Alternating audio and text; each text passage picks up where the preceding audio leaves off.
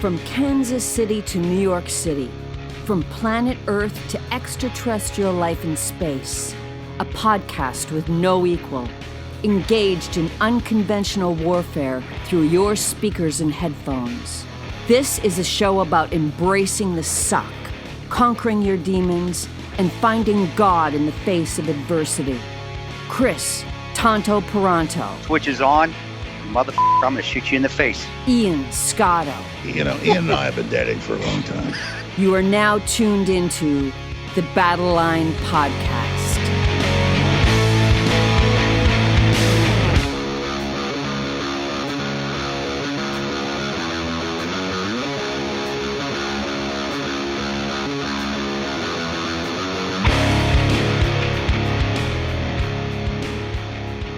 The Switch is on, Battle Line Podcast. As you can see, this is our Q&A episode.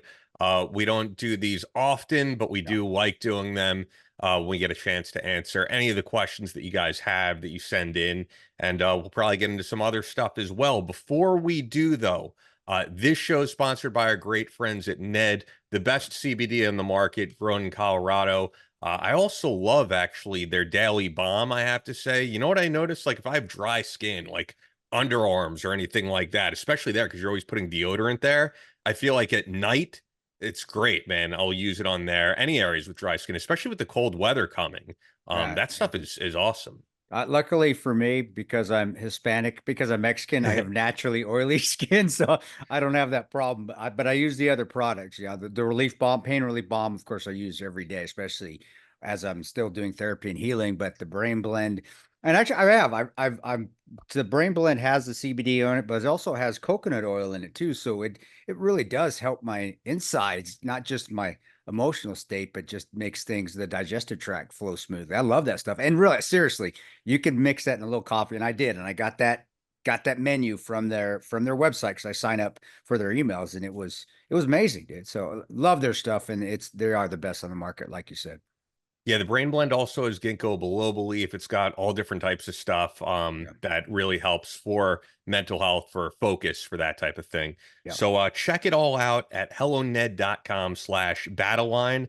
That's HELLONED.com/battleline. With that, we'll get to the emails and everything. But we were saying prior to recording, man, to the people who were hit by the flooding, and it's intense. And I know that you're now, as you said, working on your insurance claims and stuff for that. So yeah, I mean, I've always been an examiner, always been with the National Flood Insurance Program. For those of you who have watched 13 Hours, that actually did happen. That was one of the things they would always, the agency, they thought it could, go back and be an insurance adjuster. Because I'm a licensed National Flood Insurance Program FEMA insurance adjuster. I have been for 20 some years. And so whenever there's a massive hurricane, there's a great company I work for called Administrative Strategies out of Indianapolis, and I've known their people. We've worked together as adjusters, that they've been my bosses or examiners, and vice versa. So they go, hey, can you help out? And here I am examining flood files, and I love it. And it is. I mean, sitting at a computer looking at files, but it really is a palate cleanser for the other stuff I've done and I continue to do. It has nothing to do with guns or it's insurance, and just helping people and helping adjusters. That's where I'm a mentor for adjusters when it comes to being an examiner, at least with the admin strategies and what they want me to be over there. And I love, because a lot of these adjusters, they're going into an unknown. And I've been to some massive hurricanes as an adjuster, and I've seen war. I've seen both. And it's hard to tell when a Cat 4 runs through an area. It looks like a nuclear bomb. Yeah, from the photos really I've seen, sure. Oh no, it does. And the people are panicked, and the National Guard is out there, and the police are out there because they're trying to stop any looting. You have to have certain identification to get in areas, and it really does feel like a combat zone, aside from just nobody shooting at each other, depending on where you're working at. So a lot of these adjusters, especially these new ones that are going into these things, they're scared. They won't admit it, but I know they are. They're worried, and so it's good to be there and be like, hey guys, just relax. You got this. I got your back. Whatever you need, I'm here for you. And to be their lifeline, I'm like their tactical operations center. Like, I got you guys. Whatever, you just call me and I'll help you out. And they're heading into the fold. But yeah, not just Florida. but seriously, it looked like a tornado a mile wide went from Florida all the way up to Virginia. I mean, it Yeah, just and Carolinas. yeah, that's where a lot of the massive, not the massive flooding, but the deaths were occurring because they didn't expect that. Florida, they know how to handle hurricanes. Yeah, exactly. Yeah, they Yeah, do. But North Carolina, Virginia, especially the foothills, they don't deal with hurricanes. Yeah, they deal with some floods because there's flooding up there, flash floods, but nothing to this extreme. So that's where the infrastructure was really destroyed, and they're going to have a hard time getting back online. Florida will get back online. First of all, I'm sure. DeSantis knows what you may like him or not. He knows what the hell I he's doing. do. Yeah, Yeah, and I do too. And he knows what he's doing. Make fun of him or not, he's going to get him. And also because it's Florida, they've been through this a time or two, so they know what of they're doing. But course. those other states, yeah, it's going to be rough, bro. But we'll get them through. And as adjusters, they have to be personable. They have to be almost therapists as well as adjusters, because you're coming onto a scene where somebody may have lost everything and may have Sure. even lost a loved one or a pet. And so you're not only an adjuster, you've got to sit there and listen and be empathetic. And or the claim could just go sideways, and then it's litigation, and then it's just a complete mess. So yeah, it's fun. I enjoy, and I always recommend other veterans, if you get on the military, it's an occupation you should look at, because if it's adjuster, you're on your own. You have a person like me sitting at a desk that you could call, but you are on your own out there, and you're self-sufficient, and the pay is very, very good. It is a very good for what you do. And so I always recommend veterans, if you once you get out of the military, that's a route to go, is to be an independent insurance adjuster. And a lot do. And I've got a couple on my team right now. So Yeah. that's it So in a I was nutshell, also brother. going to say, if we have listeners all over, but especially all over the United States. So if any of you guys were affected, beyond just thoughts and prayers, if you guys have like a GoFundMe or anything, shoot it my way. I mean, I Yeah, definitely have no problem sharing that stuff out, because I'm sure please. there's people who are in dire need right now. So yeah, if you're one of them and there's anything we could do, just with Battleline doesn't have a huge social media presence, but we have, decent one, and we can Yeah, we do. definitely help throw it out there on Facebook and other platforms on X. Anyway, with that, we will get to all the questions, but yeah, I mean, I can't stress enough, any of you guys impacted by this, we are, anything we can do to help. Do So please. yeah, Yep. I shuffled all these questions. I kind of skimmed them. I didn't really read all of them, but yeah, we got a whole bunch, so we'll get into Oh, all of them. All right, this first one, this is one entirely for you, definitely. So this says, were the shooting qualifications applicable with the CIA GRS? Do you believe law enforcement should follow a similar training platform based on how much we get scrutinized after an OIS? oh, Sincerely, Eric Foster, who's current police supervisor, also served in the Army as a Bradley gunner in the War of Iraq. And also rephrase that question a little bit, because I'm sure the civilians are like, no, this is way yeah. What above is, my head. So what is it? Is are the qualifications to become GRS shooting, tactical qualifications as well? Because it's not just shooting; it's other things you have to do.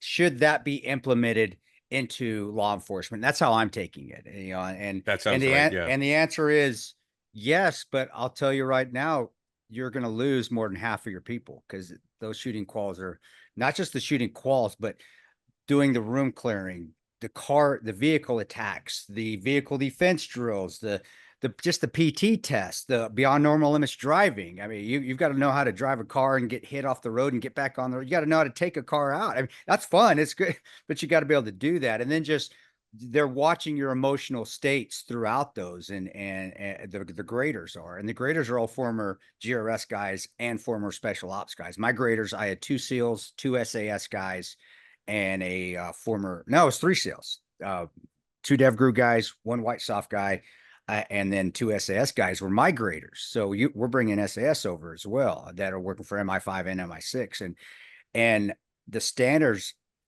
they don't fudge the standards. So it's not just the shooting; it's everything in between, muzzle awareness, situation awareness. So yes, I do. I do think every agency should be held to that standard. And I know the HRT has a very high standard. The head HRT team, because I looked at and I actually got recruited by them.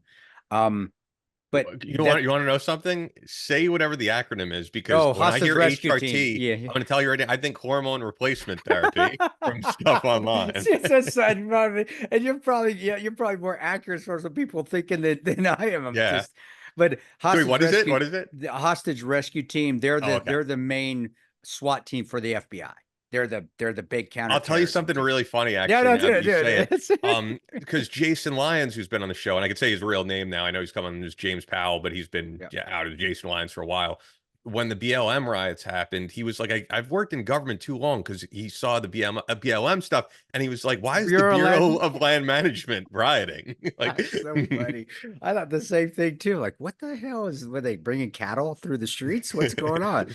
But you guys, simple answer is yes, but it's not feasible because you won't have enough people passing the quals. It won't and happen. also, I could just say as an outsider today, truthfully, it's not just like news rhetoric. They're oftentimes more focused on hiring like a diverse team of Yeah. people. I mean, I could just say I remember I saw I don't know when the last time I saw it was, but I do remember when I went to college, I saw a ton of billboards for or ads for applying for the police, and you know, in big letters on all of them, it was like women and minorities encouraged to apply, which means if you're a woman or a minority, you're going to get the job over someone who's not. And Ian, people may hate you for saying that, but you're spot on. And I saw I it don't at think the anyone would. yeah, I mean, I saw it at the Omaha Police Department. yeah, I know one specifically that shouldn't be on the department's job. She failed everything, and she managed to get through. And you guys can get. I'm not going to put it out, but you guys I can remember guess you how she saying this on an passed. Yeah. early episode. You Yeah, guys can guess how she passed. So, but that being said, it's get back online.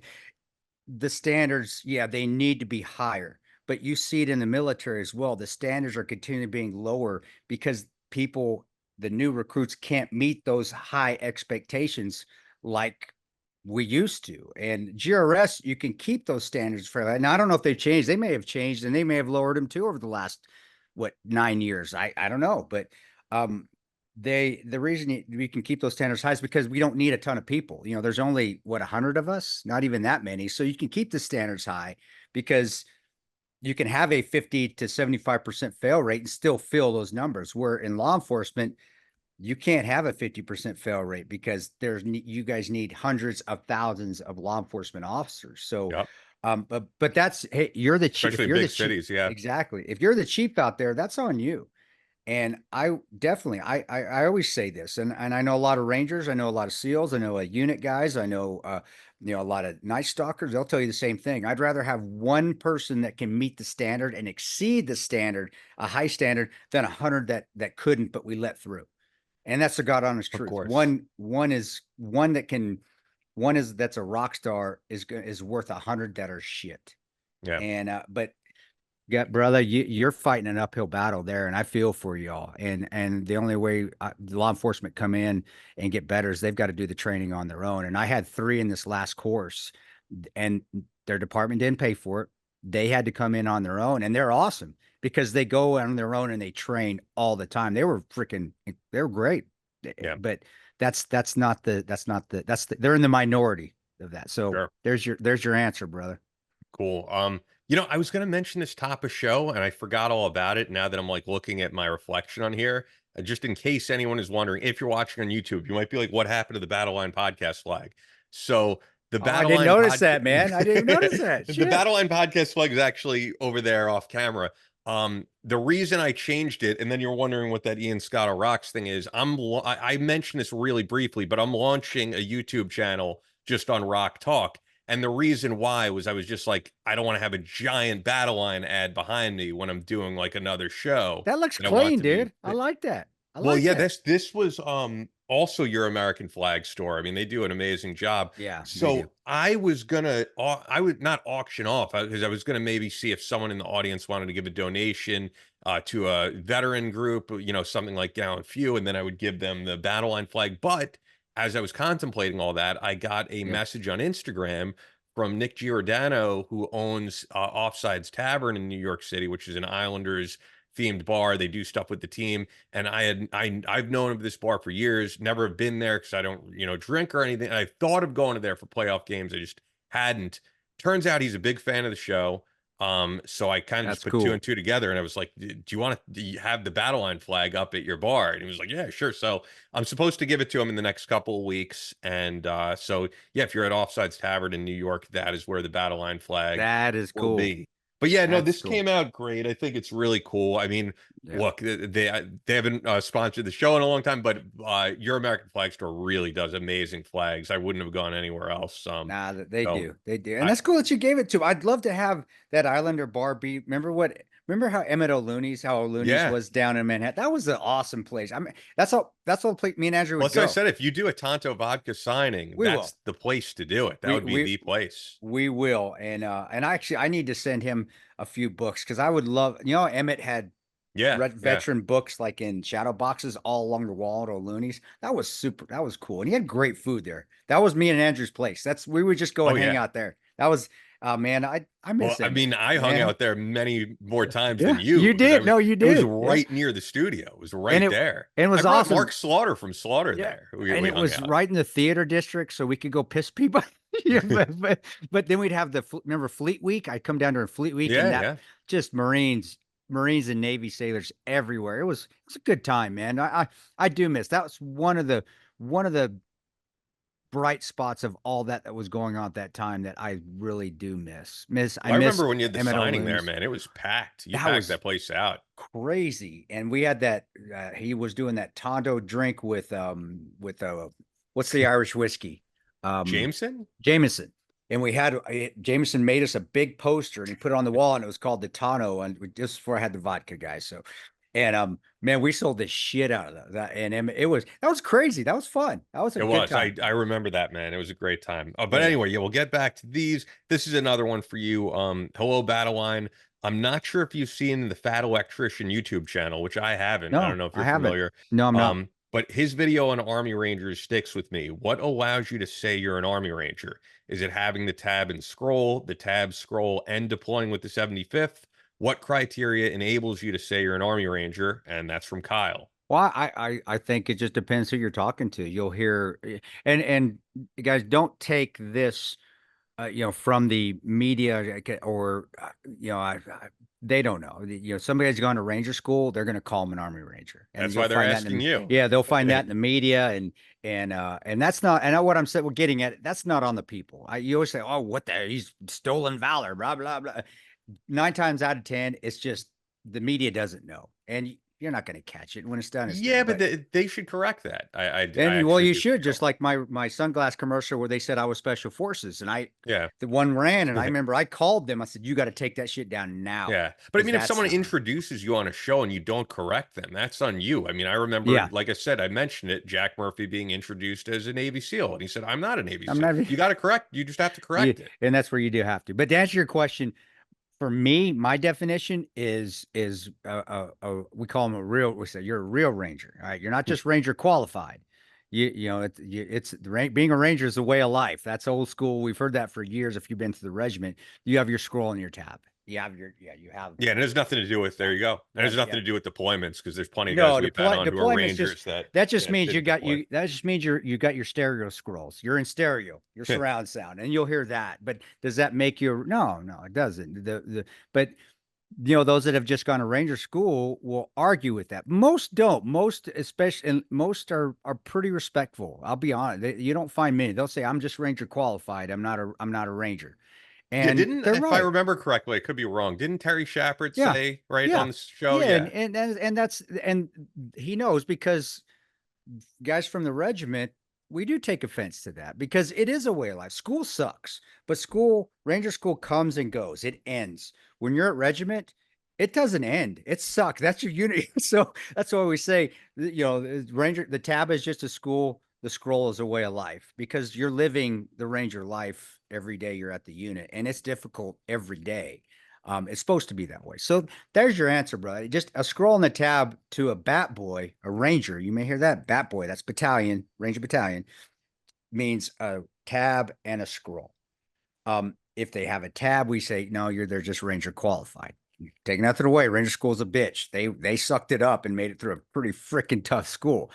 And then you hear stereo scrolls. Are you in stereo? You This may is the hear first that. time hearing it from me. I haven't heard that. Okay. Yeah, and that's just but most battalion it's not they don't get into that. Maybe when we're drinking, they'll start, we'll make fun of each other a little bit. It's ribbing in between Yeah. guys, but it's not something that's looked down upon because you can't choose. If you've never been at battalion, you don't choose when you go to war. Unless you just want to piss someone off, which Yeah. I already mentioned Terry Shepard, but Terry Yeah. Shepard when him and Jake Slig were going at it. So Yeah, and then whatever, let them do. But that's with battalion guys. It's not a indicator of being a real ranger if you got your combat scroll. You're lucky. Some guys are envious. I would be envious, but I'm not because I've seen my time as a contract, so I'm not really worried about it. But again, it's not that held as big a deal, at least in my opinion, because as Rangers, you don't pick when wars are. What can you do? You were ready. You're going. I have had some Rangers come up to me that haven't been to combat. Say, man, I feel guilty. I don't feel like a real Ranger. Say, hey, you would have done exactly what I would have done, what anybody else would have done because you were trained the same. You just didn't have that opportunity. It's not your fault. That's not your call to say we're going to go to war when you're a private or a sergeant. So there you go, bud. That's my definition, and that's what I think. So yeah, it makes sense. All right. Next one here. This is a ridiculously silly question, but that's we'll what we answer all of like, them. dude. We're Yeah. ridiculously silly It sometimes, is, too. but it's an obvious answer and it's silly. Here's a brief and fun question for the next Q&A session. Who wins in an arm wrestling competition, Ian or Chris? And that's from Randy. And the obvious answer is Chris. Chris has way bigger arms than I do. So, But I'm broke, yeah. dude. I'll probably go and That would be if break. you're like legs. I mean, I have some muscle there, but I'm not, that's actually always been one of my weaker spots. You have big arms, so yeah. Well, that's the last 8 You even months. said you're able to do push-ups like Well, as good as yeah. that. So I'm not beating you in that. There- Maybe in a race right now, but Oh, not you'll in kick an my arm ass. wrestling. You'll kick my ass. My son, even my 9-year-old, even says that. He goes, Daddy, you can't run. You're slow now. You're slow and fat. He goes, you're slow and fat. It's like, Fat, my not boy. so much. I'm but not slow, but maybe. That's my boy. But no, yeah, because that's all I've been able to really do for the last year is my arms. And so Yeah, so there you go. yeah, there you go, man. Easy answer. Very, very easy answer. I agree with that. I agree with that answer right there. Yeah, I mean, you're not gonna lie. That's the truth. All right. This is from I don't know. Their name on here is Songin, so I don't know if that's the last name, but I was wondering if Chris. Oh, this is a crazy story. I actually skimmed this one. So Okay. I was wondering if Chris knew a guy named Steven Bellino. During his contracting days, he worked for SOC, NSA, Scorpion, and GRS. Wow. He ended up joining the Air Force and killed his commanding officer while going through the PJ schoolhouse. Apparently, he was unnecessarily harassed and hazed by instructors for being a former Ranger, a 275 guy, and was brought to a breaking point. He brought two 9mm handguns to the commander's office and committed murder-suicide. Was wondering if Chris had any thoughts on the incident. Love your content, guys. Keep it up. That is a crazy fucking that story. is what's his name? I want to look Steven this Bellino. up. Steven Bellino? Bellino. Bellino. Steven. Bellini. Bellino. Yeah. Yeah, I've never heard of this. I knew a Sergeant Felino, but that Lackland Airman who killed his commander had long shows. No, I didn't know this. I didn't know him at all, and I didn't know him. Is that him right there? No, that's that's the guy he killed. Yeah, let me see if I can find a picture. Because sometimes, I'll be honest, sometimes I never know the guy's real names. We know call signs, and but yeah, it doesn't look familiar at all.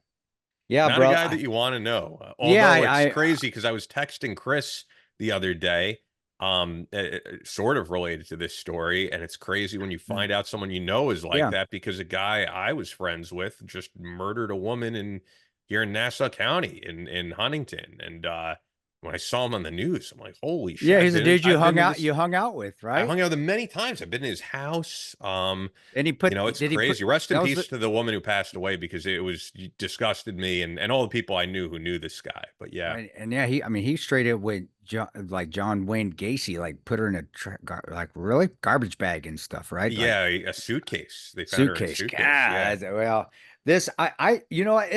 he had to have a lot of mental. My opinion. I don't know him. I don't know him personally. You're saying Steven Bellino. The Steven Bellino, because to get hazed and have a breaking point, you don't find many Rangers that have breaking points when they get hazed because that's we get And if hazed they do, on it's a what, a regular. fist fight or something. It's Well, it not is. this. It's like you're gonna punch the dude and we're just gonna be fighting. I could see him getting kicked out for beating the shit out of his commander, but allowing him to get hazed and getting under his skin.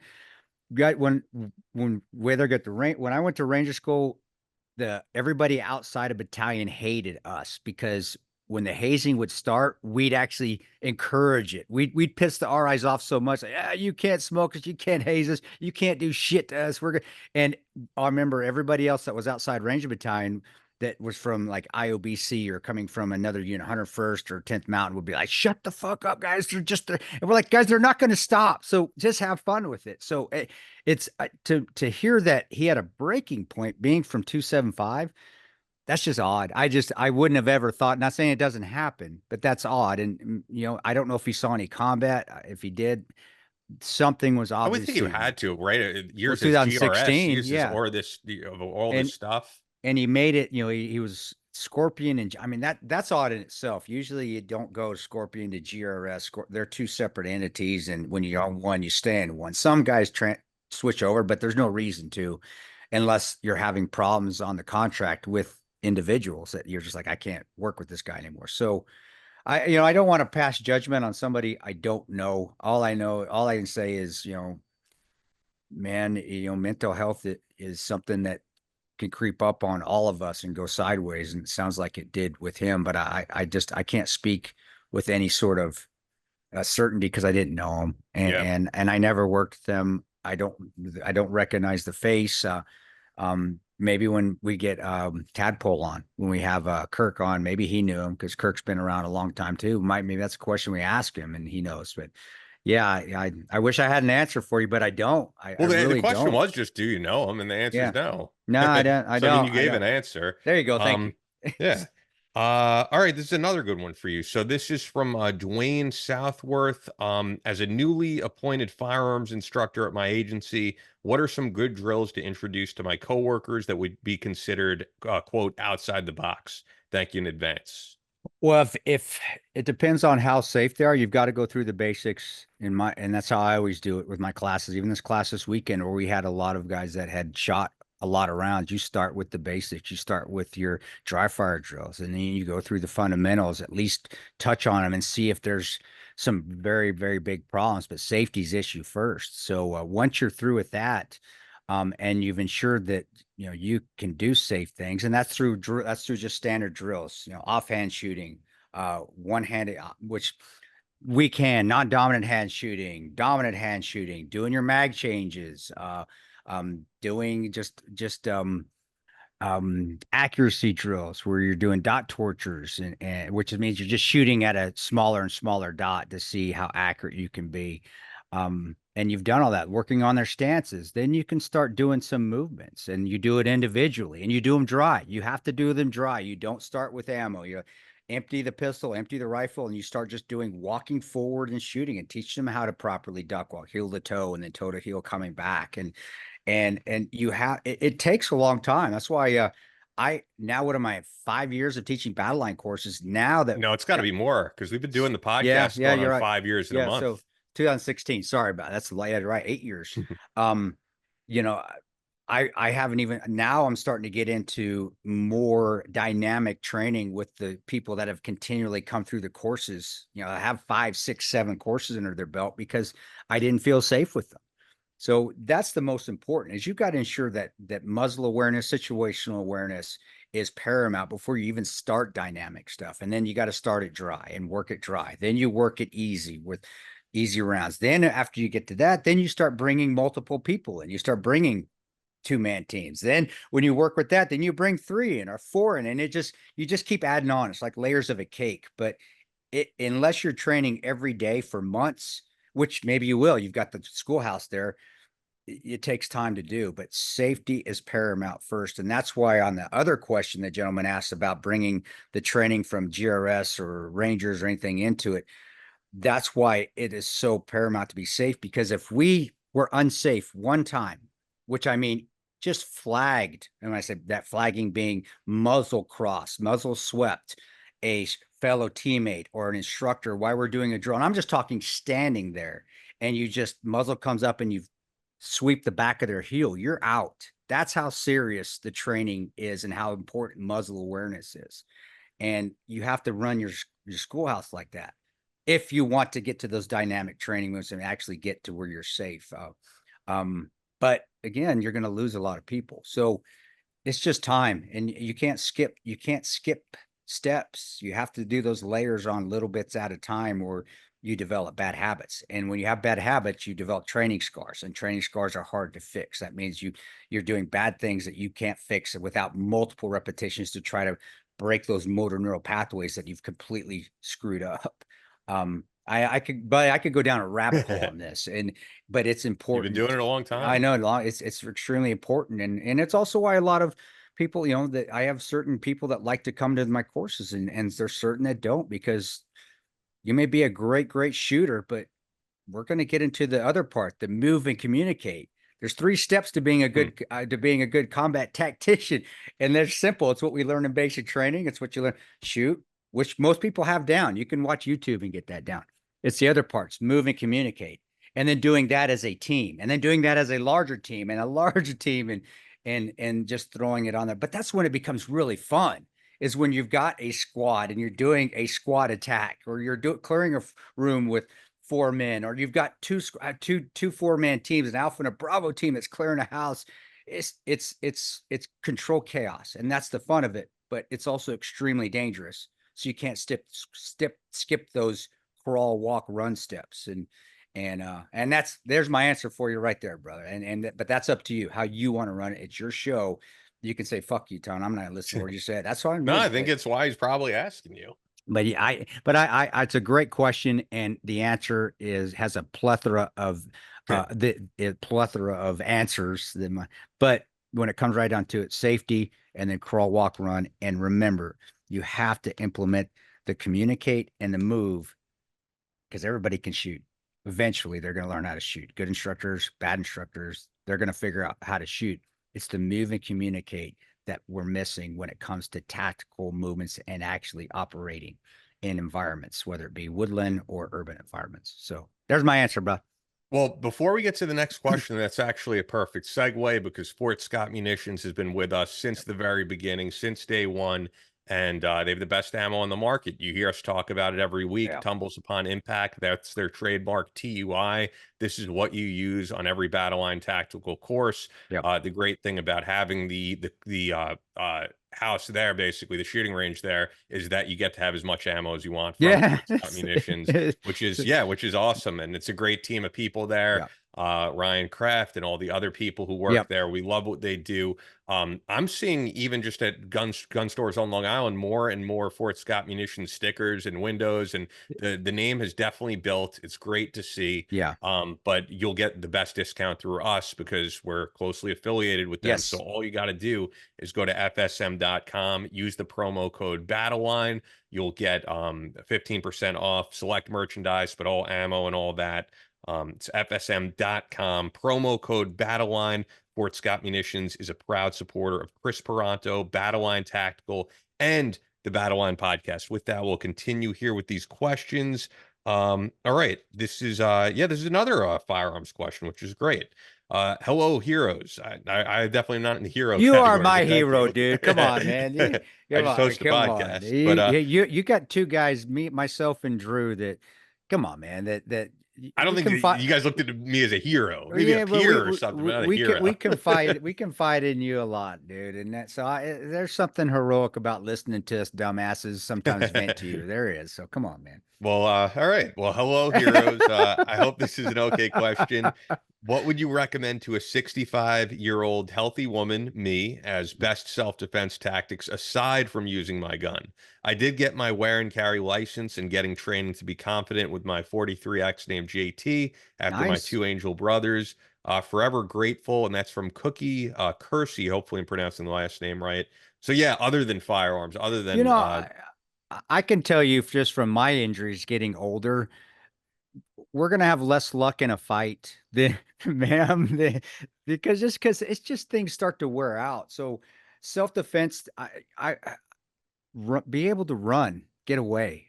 What about like pepper spray and all that? That's what I was going to go to next is the pepper spray, having something other, a secondary use of force, at your disposal, use of force item at your disposal, and pepper spray is the next best bet, or a taser, something like that. But if you're looking like, hey, what do I need to do? I don't know. What can you physically do? How hurt are you? Do you have, and I can ask this now because it's relevant. Do you have a new hip? Do you have rebuilt knees? Because But with that, I'll those, also say, just jumping in, no, go ahead. because here's just the truth. A 65-year-old woman, even in great health, is not going to take down a man who's, No, it's not going to happen. So I think getting the proper mindset, and there are classes that people like mindset classes, and they sometimes call it combat mindset, but some just call them a mindset.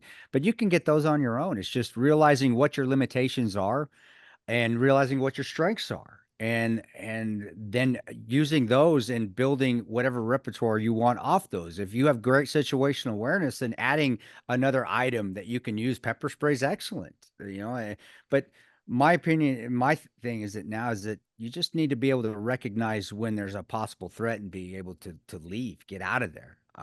And there's no shame in that. And I teach that to even the 30-year-old the 30-year-old alpha male killers that want to get in every gunfight. Like, no, don't. If you're there, you protect if you need to, but remove yourself from the situation. And there are classes that you can learn that from. You can come learn that from us at Battle Line. We'll teach you that, and we do that as part of an intro to basic pistol course. But and you can always get enough. You can't ever get enough training on your pistol, especially defensive concealed carry course, where you have to learn how to conceal, learn how to use it.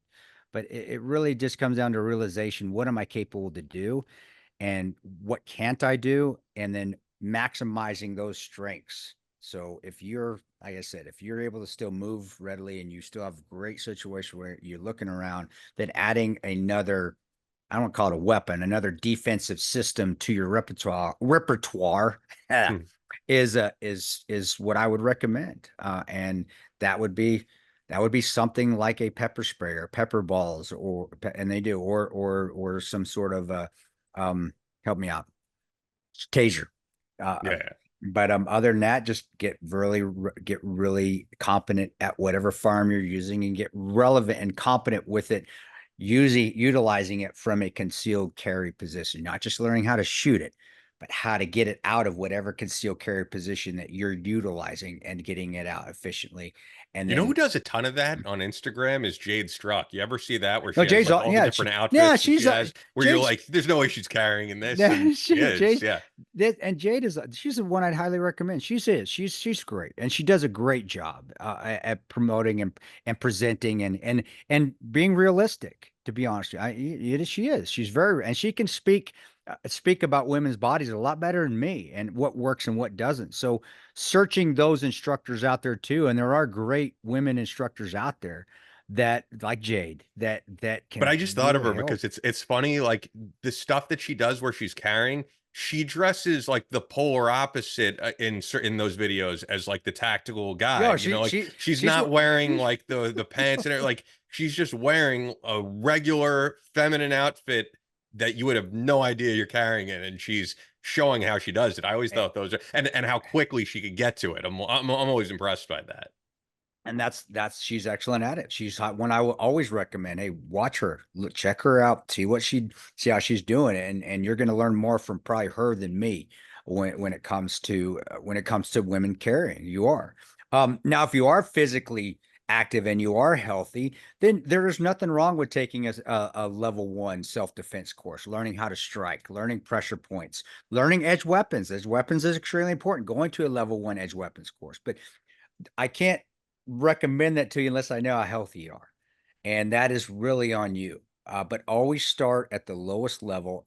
Knife classes are fantastic. Chris Stoner, my edge weapon instructor, he does a basic edge weapons class that is unbelievable, unreal. So whenever we have one up here, man, I hope you come, because, man, you're going to learn a lot. And then again, it's up to you on your health, how healthy you are, and injuries of how far you want to move it. But that's your call. So it really relies on you and your health and what your body can take. Yeah, and for those who don't know, battlelinetactical.com, Yeah. cristantoperanto.com, Thank you. if you want to check out those classes. Yeah, because I know there's people who just listen to the podcast, they haven't checked out the classes, so it's good to send Thank them you. where they can Yeah, check that out. appreciate We're that. getting a lot of firearms questions today, which is great. But so this is definitely directed at you because the first line here, this is from Reggie Monster. I know you like to hunt big game. That has to be you because and yeah, you don't even, I well, I mean, was I gonna say, I've not. never hunted big game. I've never hunted any game. So it's definitely not me. No, go. I can probably answer that. It's been. I like to. I'll be honest. I prefer bird hunting now than Yeah, I've never done hunting any of it. It's just hunting deer. never. I like if there was ever an opportunity with Gage or something to do it, I'm open to it, but it's never happened. So I know you like to hunt big game. Do you ever get into the woods and hunt anymore? And if so, what's your favorite big game to hunt? I don't. I live in the woods.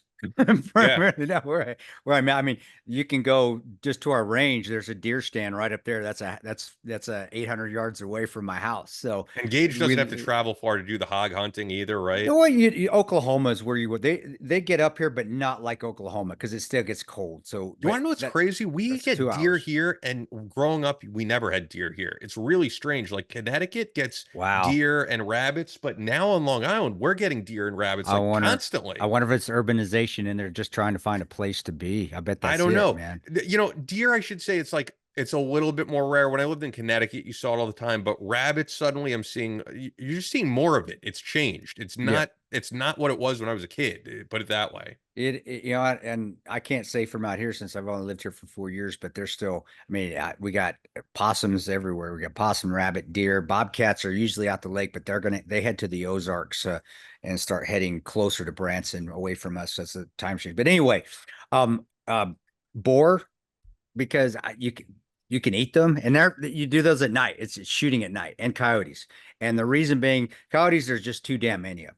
So we got to clear them out. It really do. And that's something where there's a shitload of them. And both of those you do at night. So to me, that's cool. As far as being challenging, or I like using the night vision. And I got my Vipers, my Photonus Defense Vipers, and you can get just a Halo Sun, or Halo Sun, however you want to pronounce it, IR laser, and yeah, it's cool. Growing up, it was spotlighting deers, but that's illegal. You're not supposed to do that living in Colorado, Utah, but it was mainly deer because that's what we had in Colorado and Utah. So I think it really just depends for me. And as I age, dude, I don't hunt big game as much anymore. In fact, I rarely do anymore. Because it's just I like being home. But out here, definitely coyotes, and because I can just step off I can just step into the woods right here, or step in the right off my back porch, and they're right there.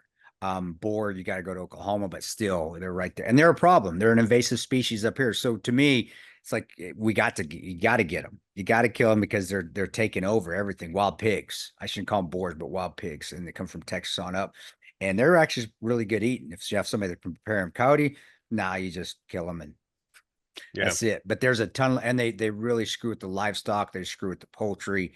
They destroy they destroy a lot of the good livestock from the farmers up here. So there's no remorse. I regret nothing by shooting Yeah. a coyote at all. So those are the two, bud. But that's a good question. If we had Gage on, because Gage Yeah. Young, he still is an avid hunter. He still flies everywhere. They still hunt. They hunt black bear up in Canada.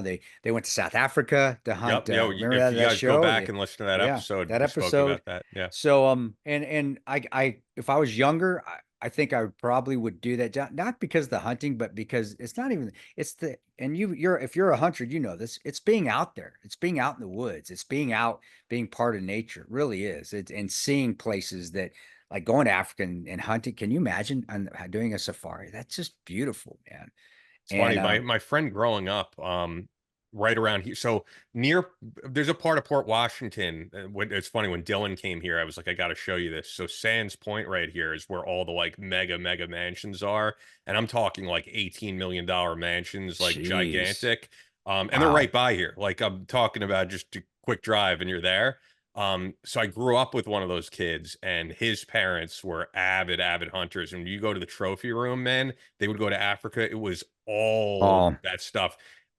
If you even look up their name, which I won't say on the show and blow up their spot, they're like highly controversial family because they go to Africa and do that big game trophy hunting and all that. And Y- but I remember when I would walk in the room and you're like, holy shit, it's like you're in a safari because they have every stuffed animal Wow. in there. It's Yeah, wild. and I'm not big on trophy hunting. I am not. And No, me that's what neither. and again, that I think But it was that's wild why. to see. I will tell you that. I mean, Well, especially around here, it's like not a lot of people are into that. But like I said, I'm in one of these mega mansions and it, just a it giant room stuffed with that it stuff. is pretty cool. I ain't gonna lie. I've been in those rooms too, and we, I grew up with deer heads on the wall and Yeah, but this is way more than but that. I This know is you're like a Africa. museum. Yeah. You You're know what like else is like the Ace Teddy Ventura Roosevelt? when nature calls, right? Oh It's yeah. like The it's the like Teddy that. Roosevelt house is on Long Island too. And Teddy Roosevelt, I remember I went there Yeah, as a kid, you see all that stuff, but I don't even think to the level of them, man, yeah. because if That's you just look them up online, I mean the amount they've killed elephants and all different types of stuff in Africa. It's insane. that would be hard for me. Yeah, And getting to I'm an not really down with age now that. where it's like I don't. But talking and I have spoken to these safari these hunter groups. They have me bring me in to speak and I'll be quite on. They're very well read. I mean, they stand by the letter of the law. They don't poach. They're highly regulated. I mean, you can only like even Gage. When we had him on the show, he'll tell you can only buy get a hunter's license to shoot one in this day at this time, and if you don't get it, well, you're out of luck. Yeah, I think the And problem is with a family that rich, they can go to Africa whenever they want, whenever they and want and do it, so so they could do it the next month. and that's it. That's it. But to this guy, what's his Monster Man, I Yeah, would call him. Hey, but I would highly recommend just trying it all, just going and just to be in the scenery and be in those areas because you're being out and even it sucks. And I haven't yeah, been in a Reggie hide. Monster. Sorry. Yeah, Reggie Monster. I haven't been in a hide site for years because it's so freaking cold. But being out there in the stars and just being out in nature, and it's really, it's that's to me is the spiritual moment of it. And if you're gonna eat and that's what I know Gage does, whatever he kills, he eats or utilizes it. If you're gonna do that, then and you're not poaching, then man, have at it. And out here, we're not. And with me, like I said, I can rationalize it because it's invasive species and they're tearing the places up here. So no issues there at all. And it's night. So there's my answer in a roundabout way with the extravagant Ace Ventura pet detective. Great movie. Oh no, that is a great movie Yeah. nature called. All right, bud. Yeah. All right. This is actually you've gotten this question before, but it's still a good question because truthfully, I don't expect everybody to hear all. How many No. shows were we even on? 200 what? 230 I not gotta look. 240? 240? Now I gotta look just out of curiosity. What are we 242. on? I'll guess 242. We're at 260. We're 260. It's crazy, right? Oh wow, man, I wasn't even close. Yeah. Well, it's somewhat close. 260. I don't remember. I'm not good at remembering that stuff. But anyway, yeah, so this has been asked before, but it's definitely been a while. So do you have any contact with Amal or any other Libyans that worked with you during the attack No, on the embassy and the annex in Benghazi? Thank you for your service to our country. And that's from Brian. no, none of the locals. No, you know what? People don't ever ask this, and I don't know why, because this was the most surreal worker we had. There was the gardener, the guy we'd give Snickers to. That Oh what yeah. he was, and that's no shit. He was watching a soccer game, just like the movie, in between our compound while we were in firefights, and we would look down, and he'd just be like, "Hi." He didn't speak English. It was Amal is awesome, and he actually lives in the States now. He lives. Last I heard was Southern California. He was a permanent employee for the agency. He's the one that spilled the beans that it was Gaddafi's guys that came and saved us because he's the one that saved us. He's the one that contacted Gaddafi's militia to come and get us. So when you see the militia that came and at the beginning where before the mortars hit, when they took off, they took the mortar team out for us, even though we didn't show that in the movie very well. It just was hard to edit that in. But and then the group that came in that I didn't know if they were good or bad, and I was shitting my pants when that was going on. Those guys belonged to Omar Gaddafi, and I didn't know that until Amal had to come to the States and testify. And he was a citizen by that time. And he testified, and I read it in the report from Sarah. Sarah was on the Benghazi Select Committee, Sarah Adams. Sarah Adams, yeah. Yeah, she's awesome. And I got to read the report, and I'm like, holy shit! I did for 4 years. I didn't know that. But All the other ones, I wish the only, we had the guy that Gardner, and it was just he was the coolest dude ever. And he just, when we left, he just waved and we left. I mean, the movie, it's just like the movies, just it was, and it was like one of those things where war is surreal, combat is surreal, and but moments like that are like, if like, am I really here? Is this really happening? What the? And then you also feel how good it is to be in the United States, because he is so used. He was an older guy, so used to fighting that he's like, what am I going to do? If I get killed, I get killed. There's a soccer game on. I'm going to enjoy the soccer game.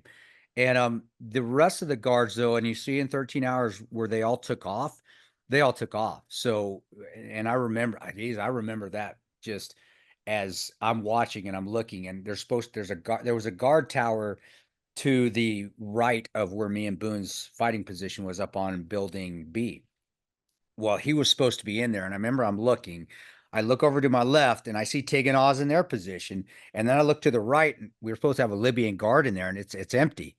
And and so my night vision was up at that time because we still had the lights on, until me and Tig started yelling at the guys to turn them off because we're gonna get shot. But so I put my night vision back down and I look and I see out in the road where it's dark, I see all of our guards running away. And that's when I said, hey, we just lost all our Libyan militia. And so I don't know what happened. They knew an attack was coming. They got a phone call and they took off. So like I said, the movie's spot on, man. And so I don't know what the hell happened to him. And actually, I don't give two shits, because they left us. They were supposed to help us fight and they took off. So the only guy's the gardener that had that remained. And I hope he's still alive. If he died, I hope he died of natural causes, because he was just he was like a big teddy bear that just he did like us too. I mean, he just always was looking just to get some acknowledgement that he was doing a good job, and he did take care of I mean, our place was pristine. He took care of it every day, clipping, and he cut the grass. And a lot of you guys that have worked down range, this. He cut the grass with clippers. So he'd be on his hands and knees cutting grass. But that's how it is. That's not new. That's like that's special in Libya. That's in Iraq, Afghanistan too. And yet no real lawnmowers, not even the real push lawnmowers. He's down there. And yeah, that you brought it, I miss that guy. And that night was really cool. It brought me back to some sort of perspective when I looked down there, and I'm watching him play soccer. And I mean, I'm watching him watching the soccer game, yeah. in his little and he just goes, and I was like, I just remember just going, man, we're lucky to be Americans, man, because this guy, he doesn't care if he lives or dies, because he can't do a damn thing about it. He's just going to spend there and watch the soccer game. So that's my answer there, man. So on Amal's a citizen. I don't know if he's still working for the agency. He'd probably be at an age now where he could retire, but he lives in the United States. He's safe. I don't talk to him because he was given explicit instructions to not conversate with us anymore. So I hope one day I get to, because he really did an amazing job. That dude. Well, you're talking about the other guy, because you said you don't care for Mal. No, Maul. I do. No, it's the guards. Okay. The guards that took off. The guards. I misinterpreted what you said there earlier, unless you phrased it kind of weird. Okay. No. And that's guys. So all the guards that were on our base, they all ran and took off. Yeah. So I don't give two shits what happened to them. Amal. And weren't there other guys who wrote books that kind of, right? I remember that really didn't tell the story accurately. There was one British guy that said he came back and jumped back on the embassy and muzzle thumped some dude in the head and butt stroked another, and he worked for some British company. It was after we left, after we finished the attack and we moved back, and the attacks happened at our annex. I don't know if he was legit or not. And at that time, there was a lot of speculative books coming out, and I remember, because it was the hot topic. Yeah, and Brandon's and Jack's book was kind of right, but not. And Benghazi, the definitive report. Yeah, I mean, so our publisher at that time, Three Arts. Hachette, and then our book agent, which became the movie agent. Great. I love both those companies. I don't care about their political leanings. They really took care of us. They did. They're monstrous. They shut all that down. they're like, fuck this. This shit's bull. Well, I remember them coming to us. Richard Abate called me, he goes, this book's coming out. Is it bullshit? And I read it. And I was like, Rich, I don't know nothing about, never saw this guy, never heard of him, never heard of anything happen at the annex. He goes, that's all I need to hear. Yeah. And, they shut it all down. But, I yeah, remember that all though. those other books. Yeah. And maybe they were, but I don't, none of it. When I read, that was the only one I remember, Jack and Brandon's book had stuff in there that was accurate, but then there was stuff, and it wasn't that it was inaccurate. It just was kind of incomplete because, You know who else wrote in that book, by the way? Because they're the two names people know, but also, and there was other guys, Coriolanus, who we had in an early yeah, episode of the show, yeah, who I can't say his name because he's a yeah, hacker. He was one of the authors of that book too. yeah, That was the thing with Sophrop that was kind of weird, was that everybody thinks of those two guys, but there were a lot of different there are a lot writers, of and that's people. also why, if people who really go back to that time, who remember all the things that went down at that site, the biggest controversy, and I've addressed this before in the podcast, was when they put up the video of that Niger ambush, and people were furious at both Yeah, Jack and Brandon. And I've said it before in the podcast, neither of them are the ones who put that yeah, video up. I put remember, up. because I remember who put the video up, and I said this before in a podcast. I had access to the YouTube, and someone who wrote at the site messaged me on Facebook, and they go, "Hey, what's the password to the YouTube? I want to post something on there." And they worked for the site. I knew they were legit, so I was like, "Here you go." Then the next day, a whole Wow. firestorm erupts, and that was when I think, truthfully, Brandon and Jack both kind of panicked a little bit, and that's why Brandon even said on the show with us, he was Yeah. like, "I didn't want guys writing anonymously anymore, because we're the two guys who are like at the forefront, Oh yeah. and you don't have any accountability because you're anonymous." But to be honest, that was also one of the great things at the site too, because you had active duty guys writing who couldn't write, so they could just write They could anonymously. write anonymously, and and it's too bad. That's what happens when you're the boss, though. And Jack and Brandon were the head; they're the bosses, and it sucks. It's hard to maintain control of everything going on, especially at that time. Sofrep was big; they had a Yeah, it lot of was. moving parts, and one person can screw it up, and that one person, and it screwed it up, and who's going to take the fall? I see that even with stuff that I do. It's if working with a distillery or working with another gun company, if something goes wrong, they don't look at them, they look at Tano because my name's on it. So I get that, and I may have nothing to do with it, but my name's there, Yeah. and I think they it's gave his the fault. okay for the video to go up, but the big problem was, and I totally get why people had a problem with this, that the video went up, and then there's a giant sofref.com Sopref watermark dot, on the yeah, video, yeah, and it's like, all right, you're making money off guys being ambushed, yeah, and yeah. it didn't look good. I'll tell you that. I And I mean, I didn't lose sleep over it. I think those guys did, but because I truly had nothing whatsoever to do with it. So there was nothing for me to yeah. defend. I didn't know this video even existed, to be Well, honest, again and again, so and it's Jack Murphy and Brandon Webb yeah. when you think of soft rep. If you had put your name up there with them, then yeah, you would had to worry about it. Yeah, But people know me from the show, but I'm yeah, not an they're active yeah. duty guy. I'm not, yeah. But anyway, yeah, that kind of connects with it when we were talking about the book. That's how that got thrown in there. Yeah, yeah. But all right, next question here. Man, I remember this one. I feel like this will be a really long one if I get into it, but I'll, Yeah. we'll see. You take it first, and then I'll cut you off, All man, right. like I always do. So this is Steve Sanders, who writes to us pretty regularly. Yeah, it's a good Sandman. guy. Stan Man's a good Yeah. guy. I would just like to hear more about both of your walks in faith. Do you go to church regularly?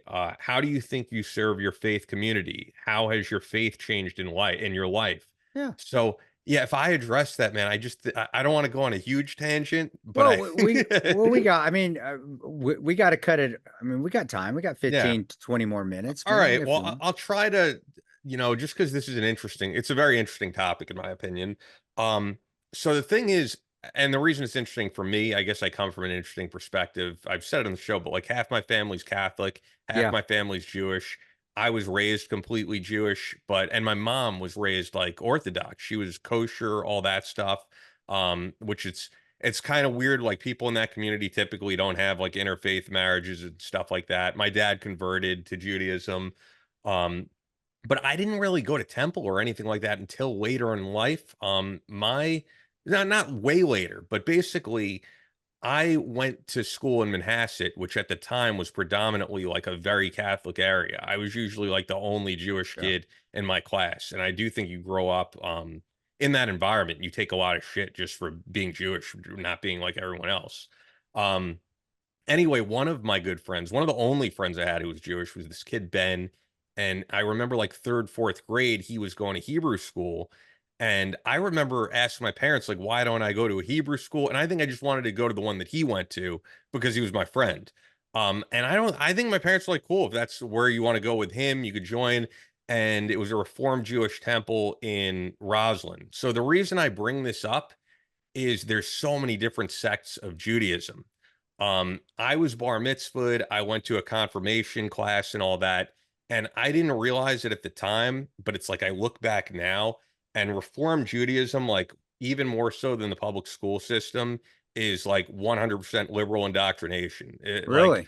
oh I yeah, didn't. when I was bar mitzvahed, they had me give like a speech on like abortion rights. When I went to confirmation class, Wow. we went to Washington, D.C. and like lobbied Congress for liberal policies, which I think is insane, right? Because you're So what, how 14, old? Yeah, 15 you're 14. at the time. That's wow, Like, man. I I didn't know remember that. girls getting up there and like talking to Hillary Clinton's staff about how the abortion laws like need to be less strict in New York. And at the time, I guess I was for that because it's just what you know. Well, But yeah, like I yeah, yeah. look back now and I'm like, those are entirely not my views have shifted so much that like I don't relate to that at all. So I kind of, as I got more into politics, I think I became less interested in religion because of that aspect. In between there, though, I did go to Israel in 2005 on Birthright, which you could do if you're Jewish, and it's like completely paid for trip from donors. It's amazing. Cool. Um, so I mean, and going to Israel, you do really feel, I feel in the presence of God there. It was a great trip for me. I've always been, I think, spiritual, but not in the religious camp. So that's a little preface there. And I don't think I was ever that into Judaism. Fast forward to actually like 2016-ish, I went through a period of like huge depression in my life. And I've spoke about this in the show.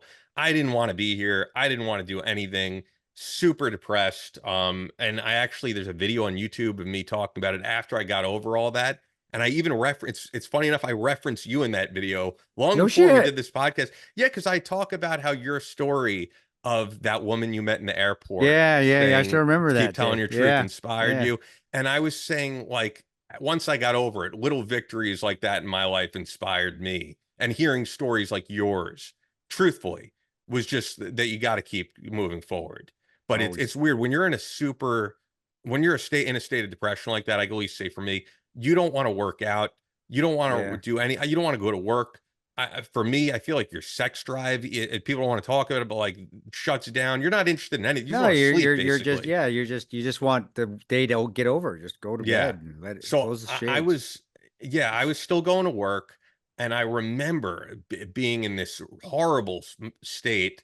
And like, there's a lot of things that went into this. I feel like I lost. I'm someone very much with like a strong sense of who I am, but I felt like I lost my identity. And I also feel like going on 30, you start to question your decisions in life, Yeah. and you're like, why am I still doing this radio job? Like there's people who are getting married, having kids. Why am I not on this path? But I also have always kind of chosen an unconventional path. But I think just at that age, you start to second guess a lot of things. I mean, because right, we're doing what we're doing now is totally unconventional. Well, Like yeah, yeah. I feel like if you live on Long Island, you should be working as like a banking job or so, working on Wall Street or something. And that's probably what my parents wanted me to do, I think. So it was just that there was no incident that happened to me like Benghazi. It was just a lot of second guessing where I was in life. Don't feel that way anymore. But anyway, I remember walking home from work while I worked at Sirius at the time, and it was around Christmas time, and there was those saxophone players and stuff like outside of the Yeah. big Yeah, yeah, Macy's yeah, where yeah. Penn Station is, Yeah, and yeah. he was playing "You Are Not Alone" by Michael Jackson, which I know is written by R. Kelly, who's also canceled, so we can't like this song anymore. But it's one of my favorite songs. And truthfully, just hearing like "You Are Not Alone," the words to that kind of resonated with me. And I remember like giving the guy a donation, and it made me think I need to like reach out to someone. I need to talk about what's going on because I don't feel like myself at all. And I didn't tell anybody about this. And the first person I thought to call was my friend George, who lives around here. And we went for a really long walk. And I probably what's the word? I mean, not just vented, but like trauma dumped everything on him, which is, I guess, okay to do at times. Don't be the type of person who does that to someone all the time, I could Yeah. say, because people don't want to deal with that, and we all know people like that. But I think he knows I'm not that type of guy, so I think he was down to just hear me vent for 3 hours or Yeah. however Yeah. long it was Yeah. as we walked around our high school. And at the time, he was a guy who regularly went to church around here, the Shelter Rock Church, and he never asked me about this. I 100% approached him because I just felt like I was missing God in my life, and I was like, "Can I come out with you one of these days to the church?" And it was actually like a really good healing experience, I'll say. What year was that? Was that when This we is like started? 2017-ish. Yeah, I was gonna say that was when you started doing the pod because we talked about it on the podcast. You're like, I'm going to church again. The very one of the first few shows. Well, I was, Yeah. yeah, so because we started in Yeah. 2019, so I was still, yeah, I was going now and again. Okay. And I remember one of the pastors, Jim, why am I wow, Pastor Jim, I almost want to say his name just because he was a great guy, but Jim, Oh, no, you I know hate what's that. funny? I You're not do gonna that all the know, time on the but show I too. I'm feel like if like, his name comes yeah, up, I actually want to give him credit for being awesome. You know what I man. mean? It's like not that I'm Yeah. calling someone out; it's the opposite. Pastor Jim Owens. I was going to say Evans. Pastor Jim Owens. So anyway, I remember him like praying over me. I remember talking to him. I remember feeling very accepted.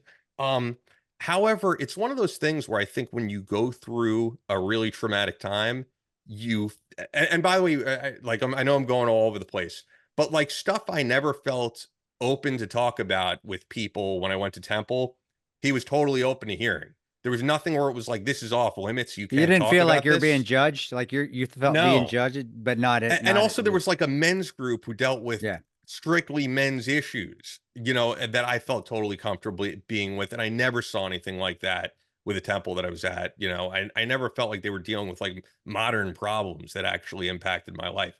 But the thing that I will say is I think when you're going through a traumatic time and you feel that God is coming back in your life, I don't want to say that they prey on you for that, but I think people become like, you're like, God, I need you in my life. So people will convert to anything at that time. You know what I mean? Because Yeah. they Yeah. just feel Yeah. helpless. Yeah. I was not going to be that person. Even though I was probably like, maybe I should convert to Christianity or something. But I think once I got over that, which was a process of probably about a year, because in addition to that, I went to therapy. Once I got over it, I felt back to myself. And I think to sum it all up without going too long here, because I'm already going too long, No, you're like doing good. faith It's awesome. is still very much an important part of my life.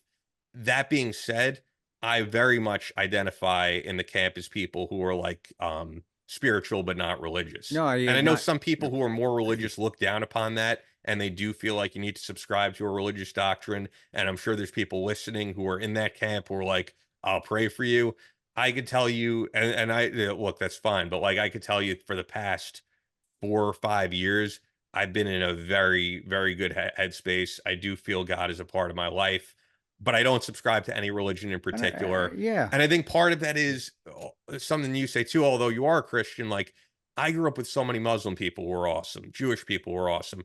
I can't really get into that idea that one of these is right and everyone else is wrong, and You Jesus can't. Christ is the Messiah, and there's nothing else. And I totally understand if that's your religious beliefs, cool. I'm 100% respectful of it.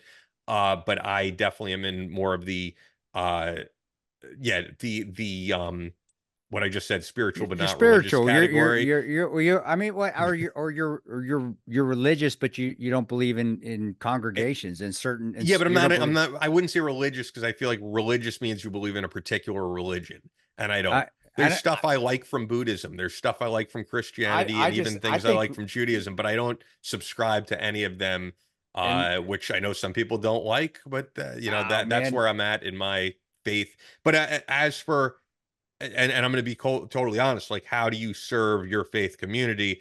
I don't think there's anything I'm doing right now in particular. I've done work in the past for community volunteering and stuff. Like this isn't faith, but and not to boast about any of this, but like during the Flint water crisis, I drove out to Flint. I handed out water with a group over there. I've done stuff like that in the past. It's been a very long time. But I also just think doing stuff like this, being a positive influence, the fact that people listen to this show and hear the story of a guy like Matt Waters and feel inspired.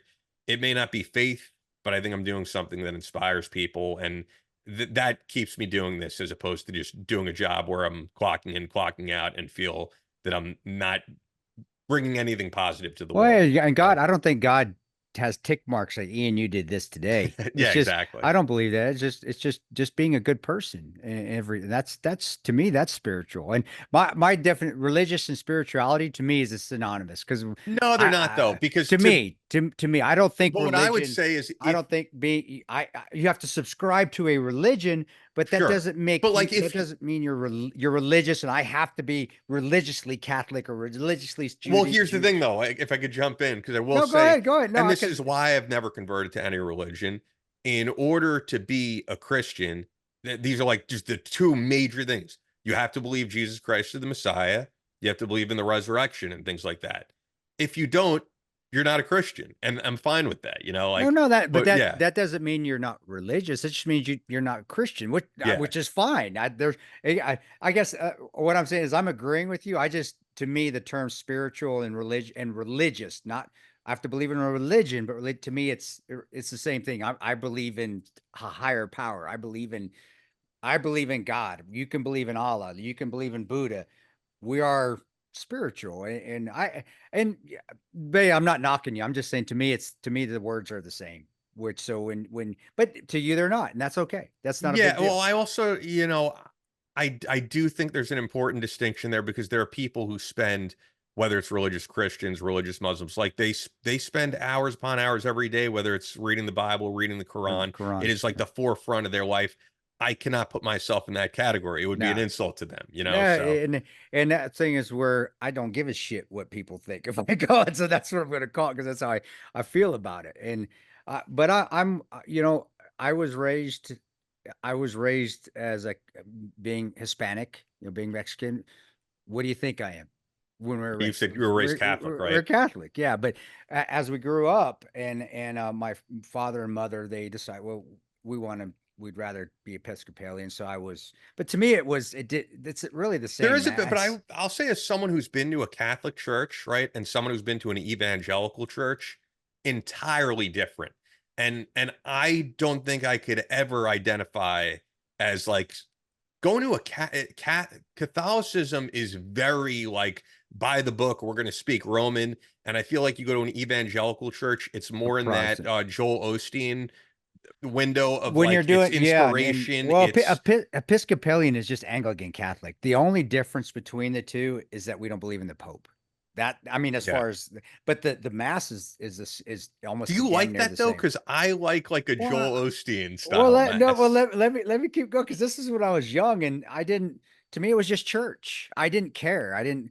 My mother and father were never. We're Catholic. We're pissed. My grandmother and grandmother were not that. Grandmother and grandfather were not either. Like, did you go to church today? And I could have gone to a Jewish sermon. They wouldn't have cared. It was like, did you go talk to God today?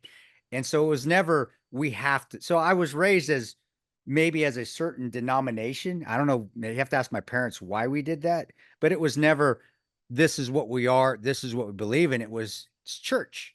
So when they called it church, it was, to me, it was, I didn't know Lutheran and Catholicism and Episcopal. I really didn't. I'm But going to they're church. all so different, I know, right? but when I'm growing up, it's to me, Yeah. I'm just, and I didn't want to go either. I hated going to church. I hated it because I wanted to play, man, or I wanted to be home. And I grew up, I was a ruffian. I was a hooligan growing up. So church was not where I wanted to You be. know what's So funny though? I feel like if I would feel the same way as you if it was a Catholic church. The thing about evangelical Christianity that was interesting to me is like the sermons, it all deals with stuff that I could relate to yeah, in my life. And I never yeah. once have I gone to that church and felt like, why am I here? This is torture. It's actually very uplifting. And I never felt that with other stuff in my Well, life prior. and So people, I tell people, go to what you feel comfortable going to. And I will say that, and you're right, the Puritans, and because I cuss so much, because of the things I've done, they Puritans, I'm not Christian enough for you. All right, fine. So now, and we're skipping ahead. So I'm jumping a lot because I don't I don't believe in any congregation. I don't go to church. I don't go, and I've had beyond. I feel like you're taking a side, and I don't want to take a side. It's church. It's God. I know God exists. I have felt the hand of God, and you can tell me I'm bullshit. I did when I was getting shot at, and I felt, hey, dude, I got you. I know what that, and it was awesome, and I've never felt it before, never felt it again. So I know God's out there, and am I going to pick a side? No, I'm not because like shit. Oh, Gotcha. Shit. Sorry about that. I'm not because I've fought alongside Muslims and they believed their God. When we talk about God, we go and we talk about God over chai. We believe in the same stuff. It was the same person. It was the same being. It's taking it to the extreme where you can take the Quran to the extreme, just like you can take the Bible to the extreme. It's to me. And when I was overseas, I started to realize that it's like, it's God. It's a faith that's bigger than yourself. So now I'm like, as long as you believe in something bigger than yourself, I don't care what you believe in. I'll believe what I believe in, and I'm not going to try to change you to my side I because don't personally, I don't care if you even do, some great people that I know in my life are atheists, and it is what it is. I mean, it it's is what not. it is. Yeah, Yeah, I'm and not. I'm also, I guess, from my Jewish background, I'm also not into like converting people over to my side, and that's the thing that's really interesting about the three religions. Because I'm going to say something completely politically incorrect, but don't take it literally. Because when I mentioned the Muslim part, I'm talking about extremists of Muslims. extremists. But Yeah, you've probably heard this before, and it's so true. Like I said, if you take it the way that I just said it, and I've noticed this in my own life, the way that the three major monotheistic religions work is Christianity is like this is the scripture, whatever, and we want you to join us. We want you to come, we want you to be a part of this. We want to spread the good word. Judaism is very much like, we're the chosen people, and we don't want you to join us. Like, this yeah. is a private club, and it's very hard to get in. And like, as someone who has I a never dad who thought about converted, that. like, Yeah, I they never don't thought want about you to it. convert to it. It's very private. Like, you can convert, but they're going to make it a pain in the ass for you. They're not going to make it easy. And that's the God's honest truth. And then Muslim, once again, to the extremists, Yeah. is like, this is what you need to believe, or we're going to kill you. We're gonna, It's that's true, right?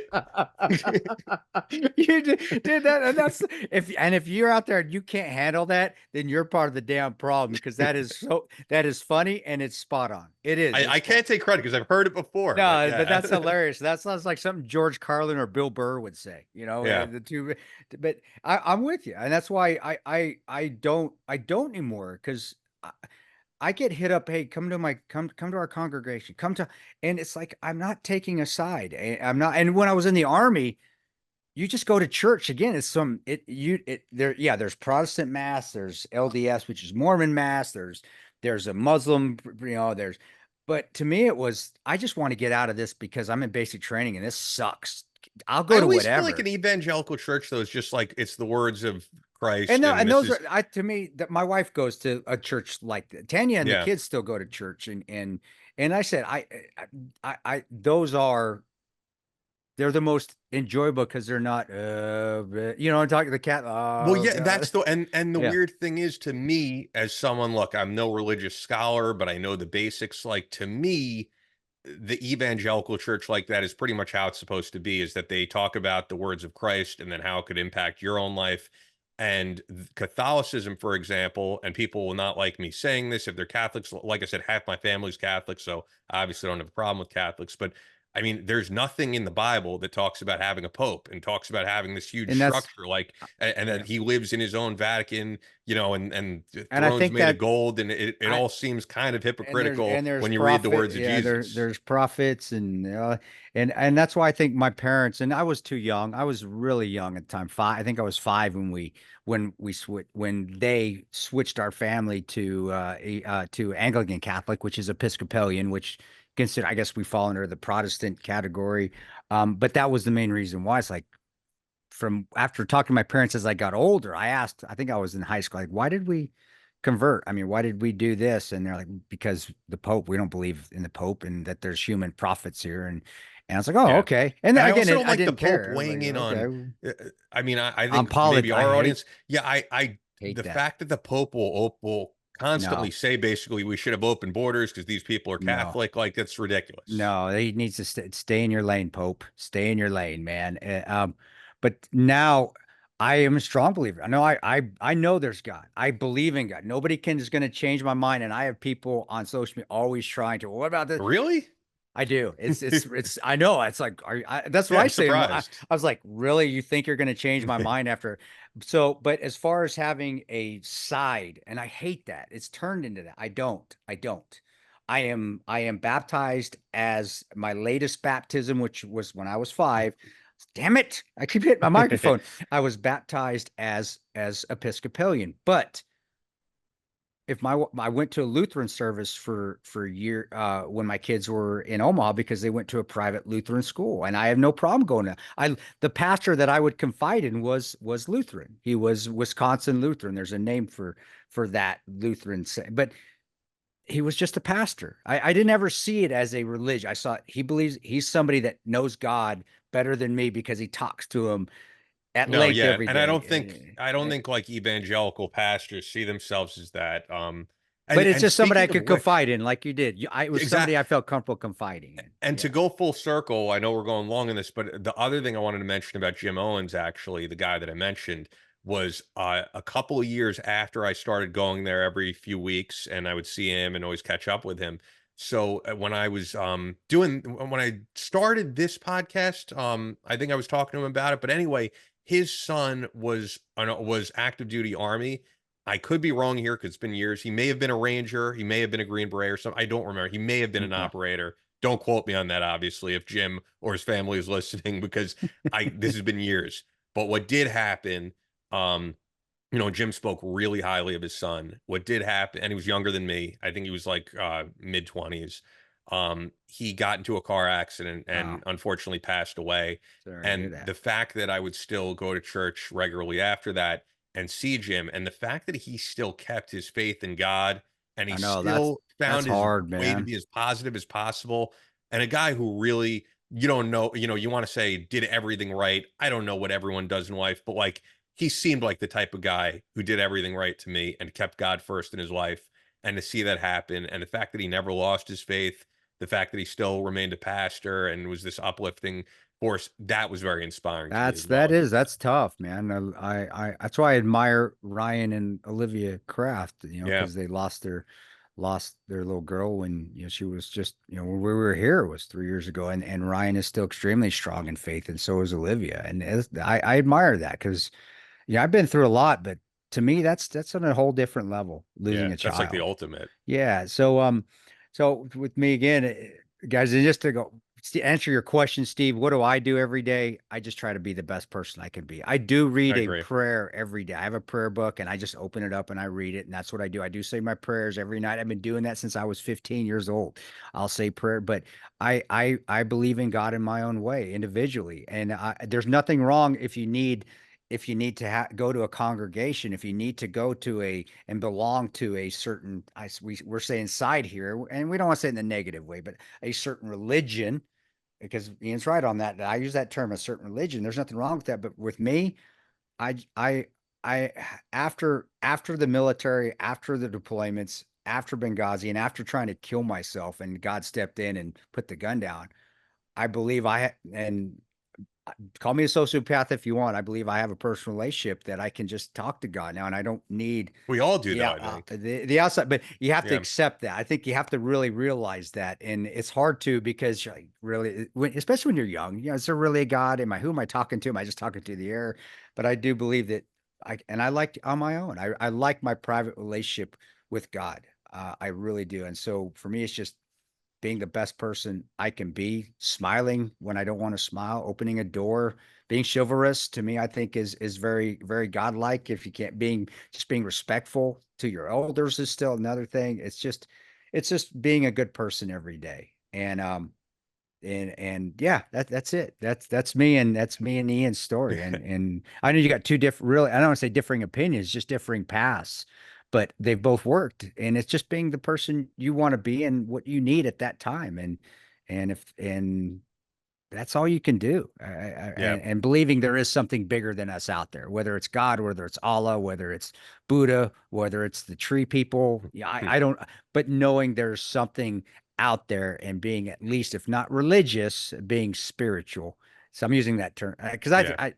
just I knowing get you're that. from out there. Yeah, and I do think one thing for me that people should realize, right, when we talk about like prayer and praying every day, the thing that when I pray now, and it's been like this for years, I don't think I ever pray now for a certain outcome. This No, may be the outcome I want, but I know that whatever happens, there's a greater plan for why it's happening that way. So I yeah, think you start to accept that if something feels like a failure, it's not always a failure. It's redirecting you to something else. So yeah, I think when you're younger, your prayers are going to be more, I want this, I need this, God. And yeah, that's not how it works. God's like, yeah, No. no, I don't think you need that, right? Or just pray for acceptance, and it's Yeah. okay. It's okay sometimes to pray for an exact thing, but also when you do it, hey God, if that's not what I need right now, then I understand if I'm not able to obtain that, or you're not able to, if I'm not going to get that, right? And I hate saying get because you don't want to say get in a prayer, but I do. There are times where like, hey God, please, let me get through this week. Please let me, be able to speak well. I pray every time before I go up on stage. I say a prayer and I say, "Hey, God, just tell me what I need to say," because I'll get up there and Yeah. talk, and I just talk and yeah.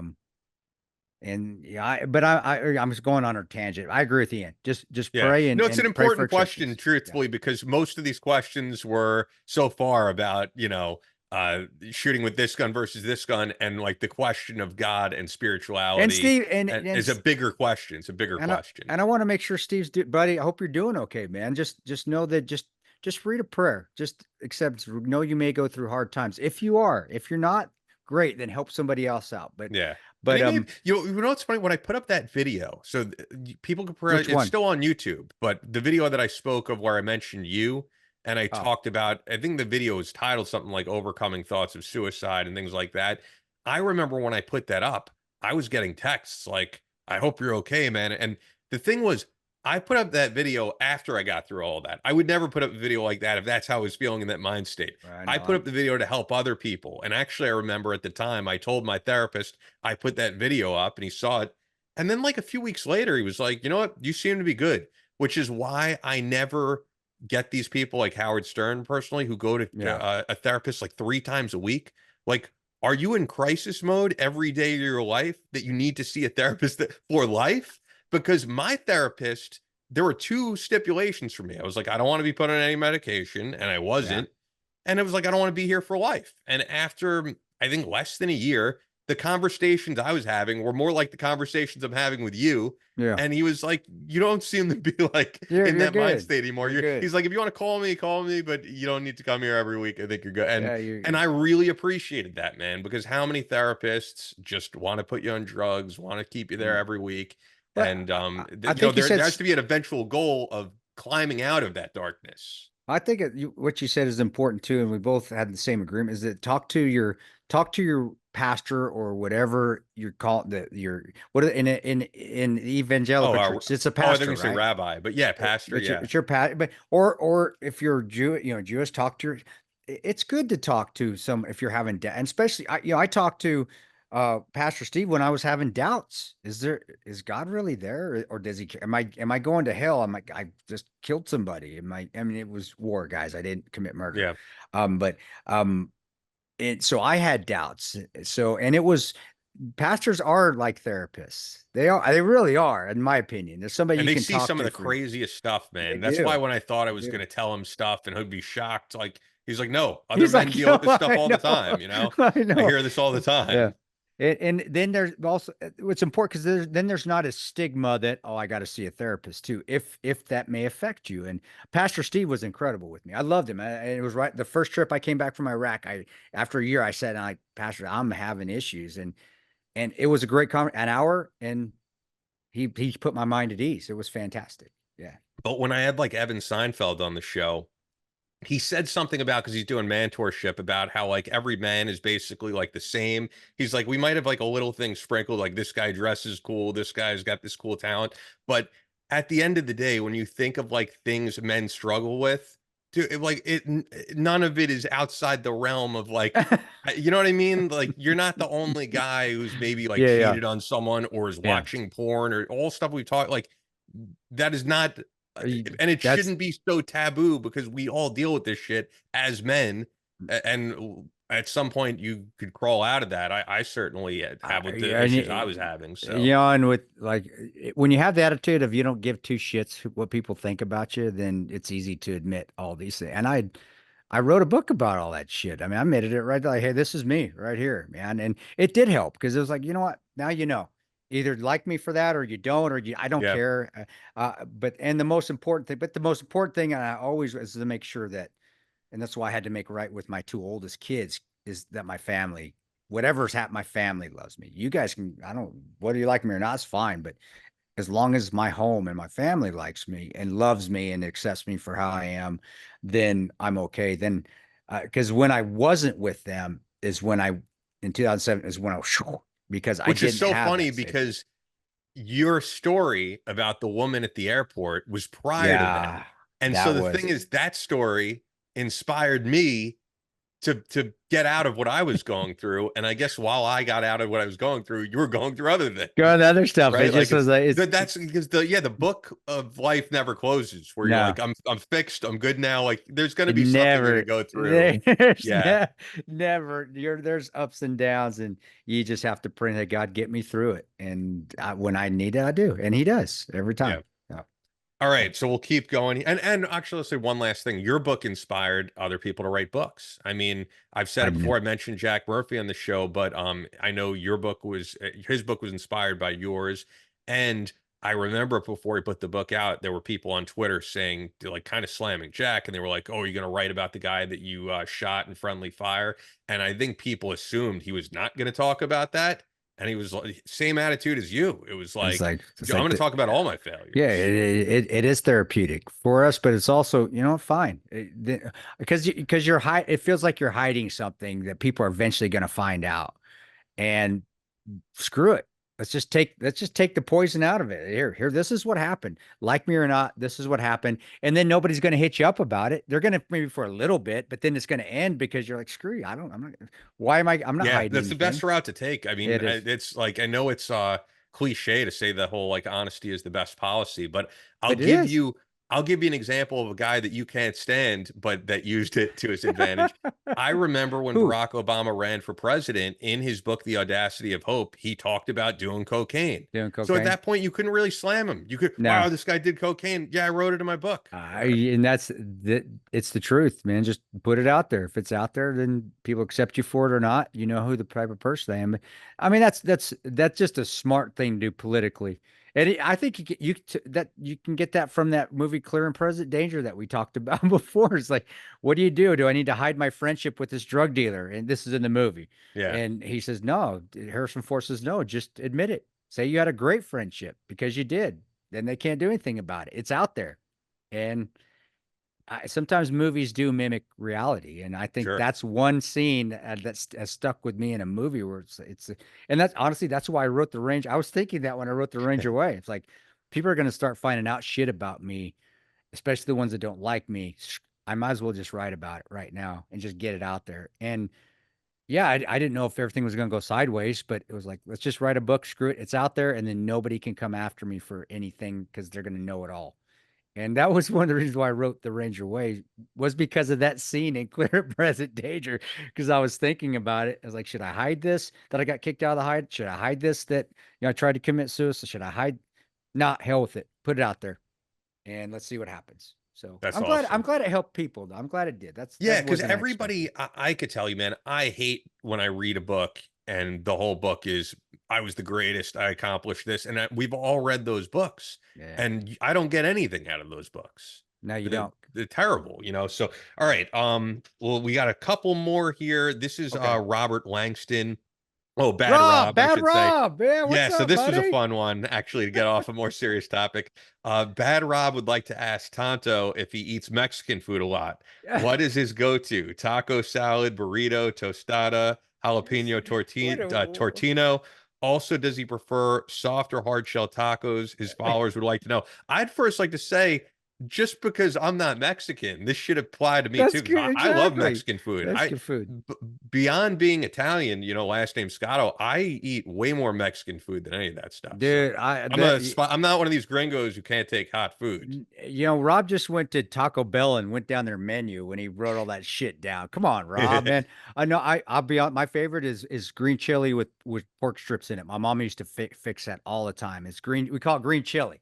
And it is green chili. That's big in Colorado, right? In New Mexico too, yeah. right? New I know. Mexico, that's where we grew. That's where I grew up. And north, that's south. That's southwest Colorado in the Four Corners area, right there. With and man, she would fix pots of that green chili. You could put some beans in there if you want, not refried beans, but just beans, pinto beans, and but generally green chili.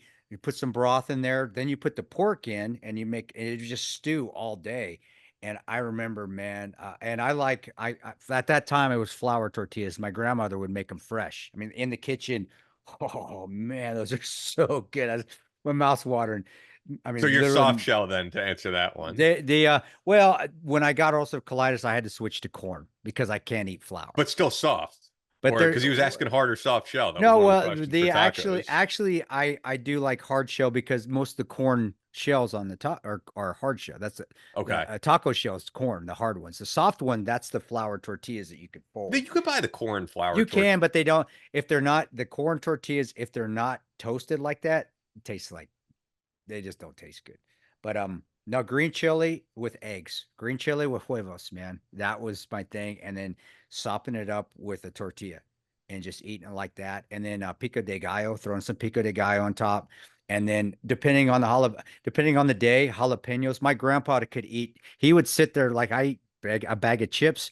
He'd bring a bowl full of jalapenos with a glass of water, and he would just watch TV and eat them.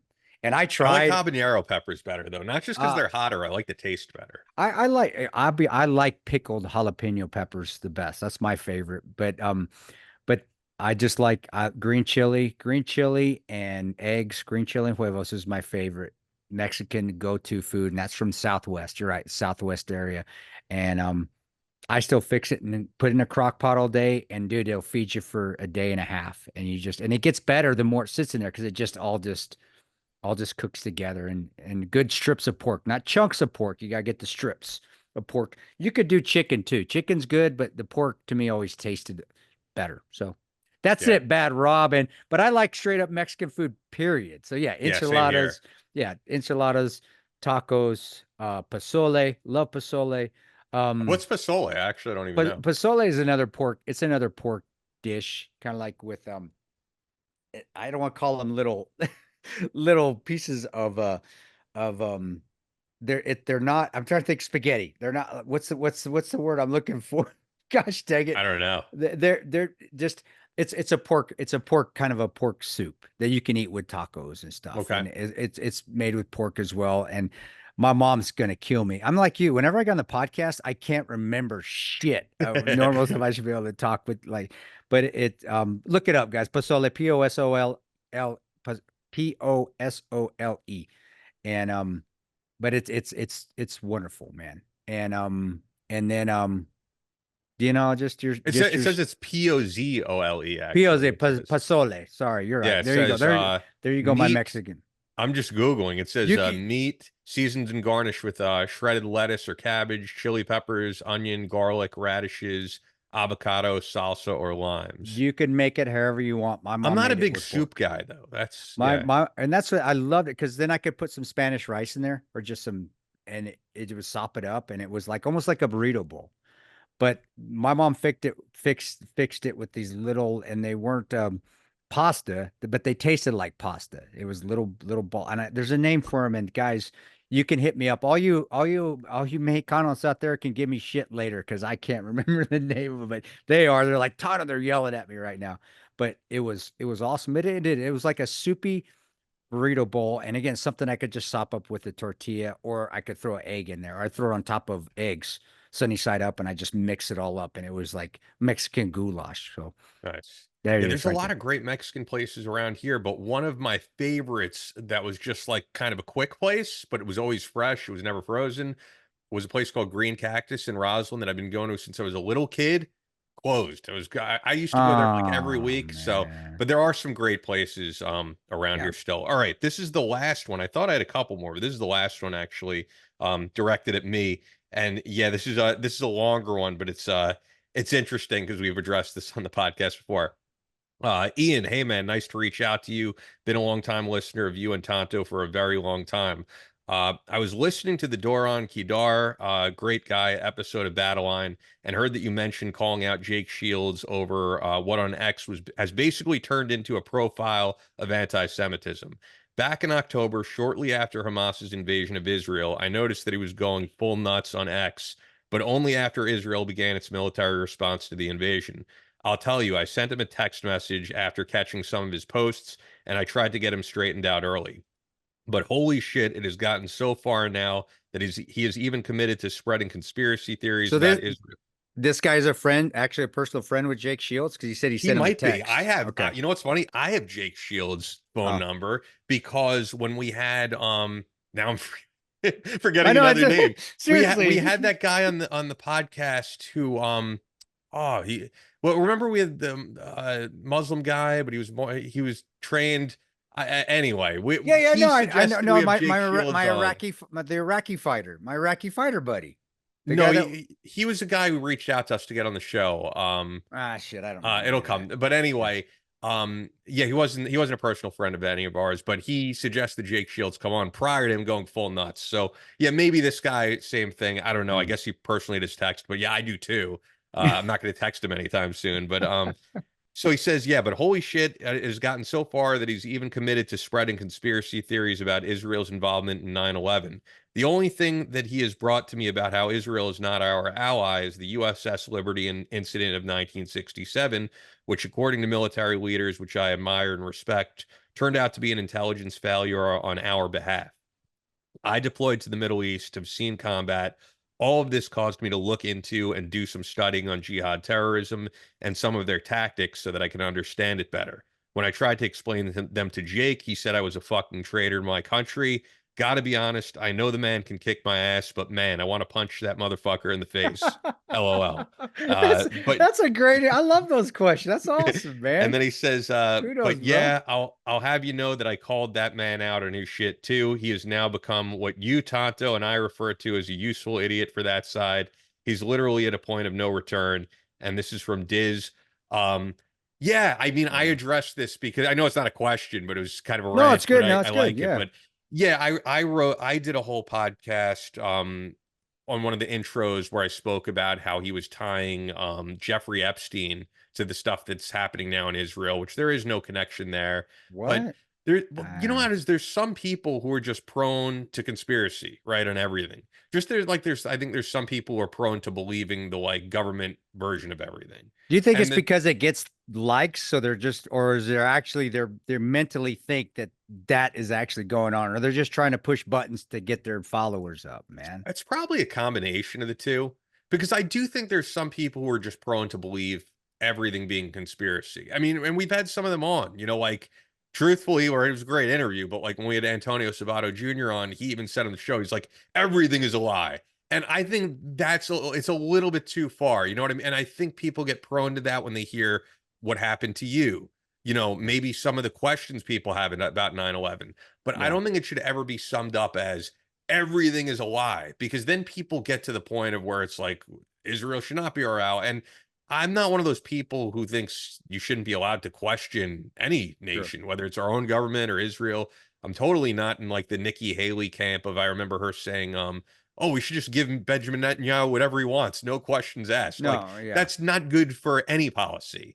But yeah, when you look at Jake Shields' Twitter, it's just that Jews are to blame for absolutely every single problem that it's ever happened in the world. And, it's a ridiculous way of looking at things.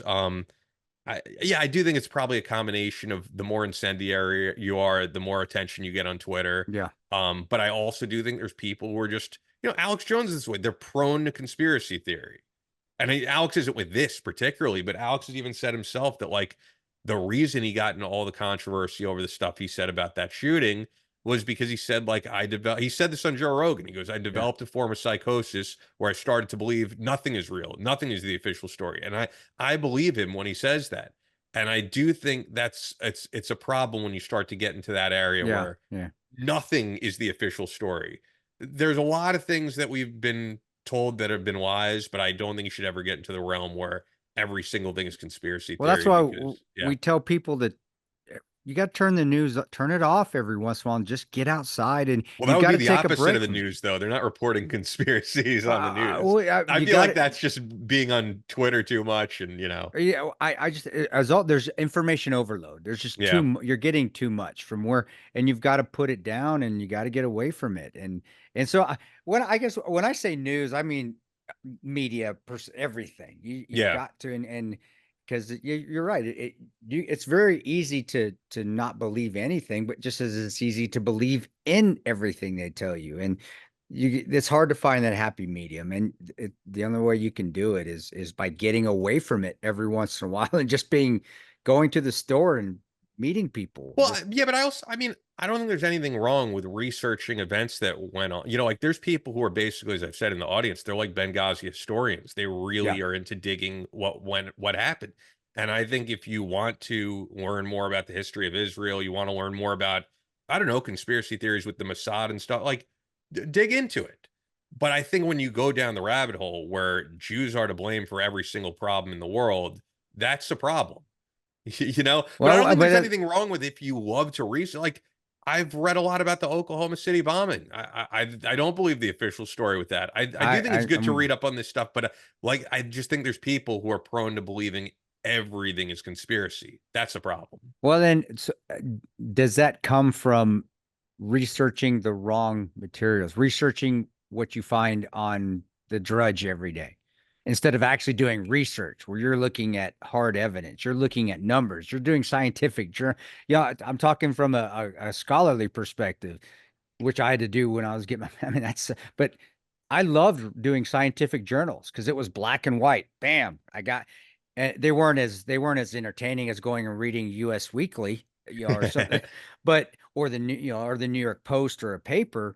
And I'm not New York Post actually I thought has gotten a little bit better. I'd be honest with you. I New think York that Post is basically complete. I mean, uh, New York it, Post to me has become weekly world news. there we, It is. I mean, look at the headlines of the New York Post. The New York Post are like, would woman has her son record her OnlyFans while she bangs her husband. Like that's the New York Post. That's all right. All right. Let's throw the New York Post out It there. is. Go on the New York Post Twitter and look at the. You will go. This is not news. The What are news we are like doing? woman with the largest ass complains that like they can't fit her in a seat on But you know what? JetBlue. Maybe that's what you need. People need to read every once in a while, is that fun, goofy shit. But By the way, I'm just saying, correct, go ahead. Tariq Azim is the guy I was talking about. Who's Tarek. friends with Jake Shields, who was a great guest. Yeah. And that's how I got Jake Shields' number. But I Gotcha. wanted to get him on, but like, yeah, ever since he's gone on down this rabbit hole of like Israel is the great Satan, I'm not. Yeah, and it's not that I'm not open to hearing other points of view, but you just sound completely insane to me. well, I would have nothing to say. I'll be honest, probably would just sit there and be like, all right, we done? No, Yeah. let's because research to me is research is you do your fluff research, but then you got to get your Harvard, you got to get the numbers, and to me numbers never lie, and so just putting shit out there just to say it, like Jews are responsible for everything. Well, you just saying the why? numbers don't lie, right? I actually think they can in that sense, because someone like that will say, look at the amount of Palestinians killed by Israel, and then look at the amount of Israelis killed by Palestine.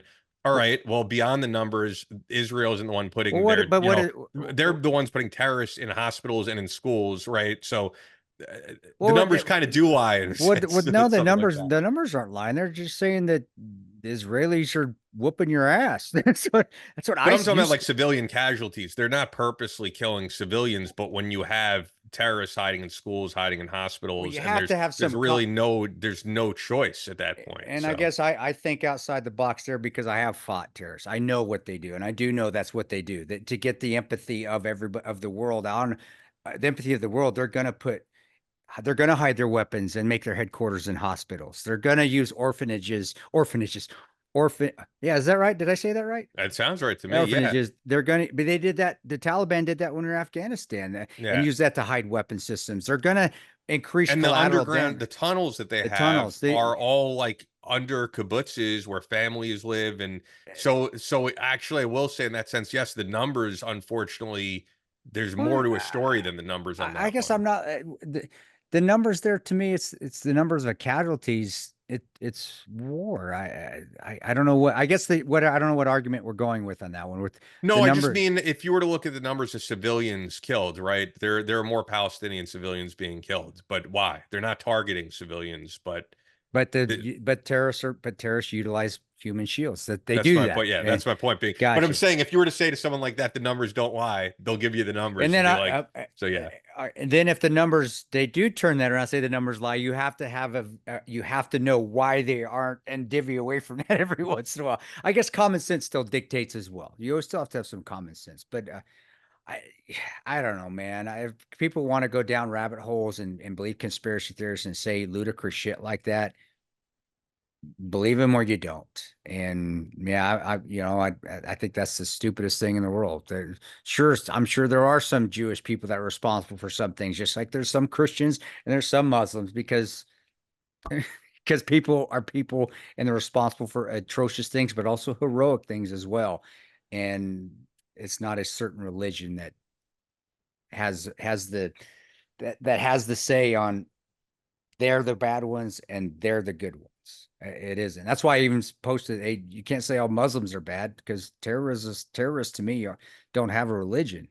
They And they're don't. also the Muslims are the biggest victims of terrorism And so you're no, I think I don't know. I don't even know how we got on that subject. How did I because get there?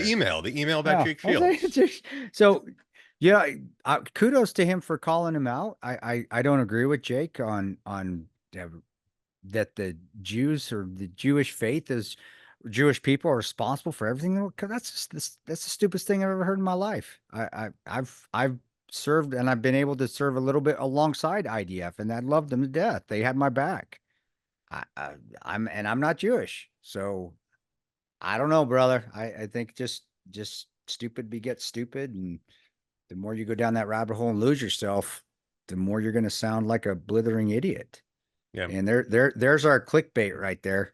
There it is right there. But Yeah, it's the I mean, truth. I've already put up a video on Jake Shields. I'm not going to do an And I don't excerpt know. on I this don't whole know thing, Jake, but dude. I've never worked you them. could I just go on never. his Twitter and you could see him rant every day. And yeah, but That's right. anyway, that about wraps it up. I was going to say because I mentioned it really early on, and I was talking about the flag and everything. In case people are wondering, the Ian Scotto Rocks thing.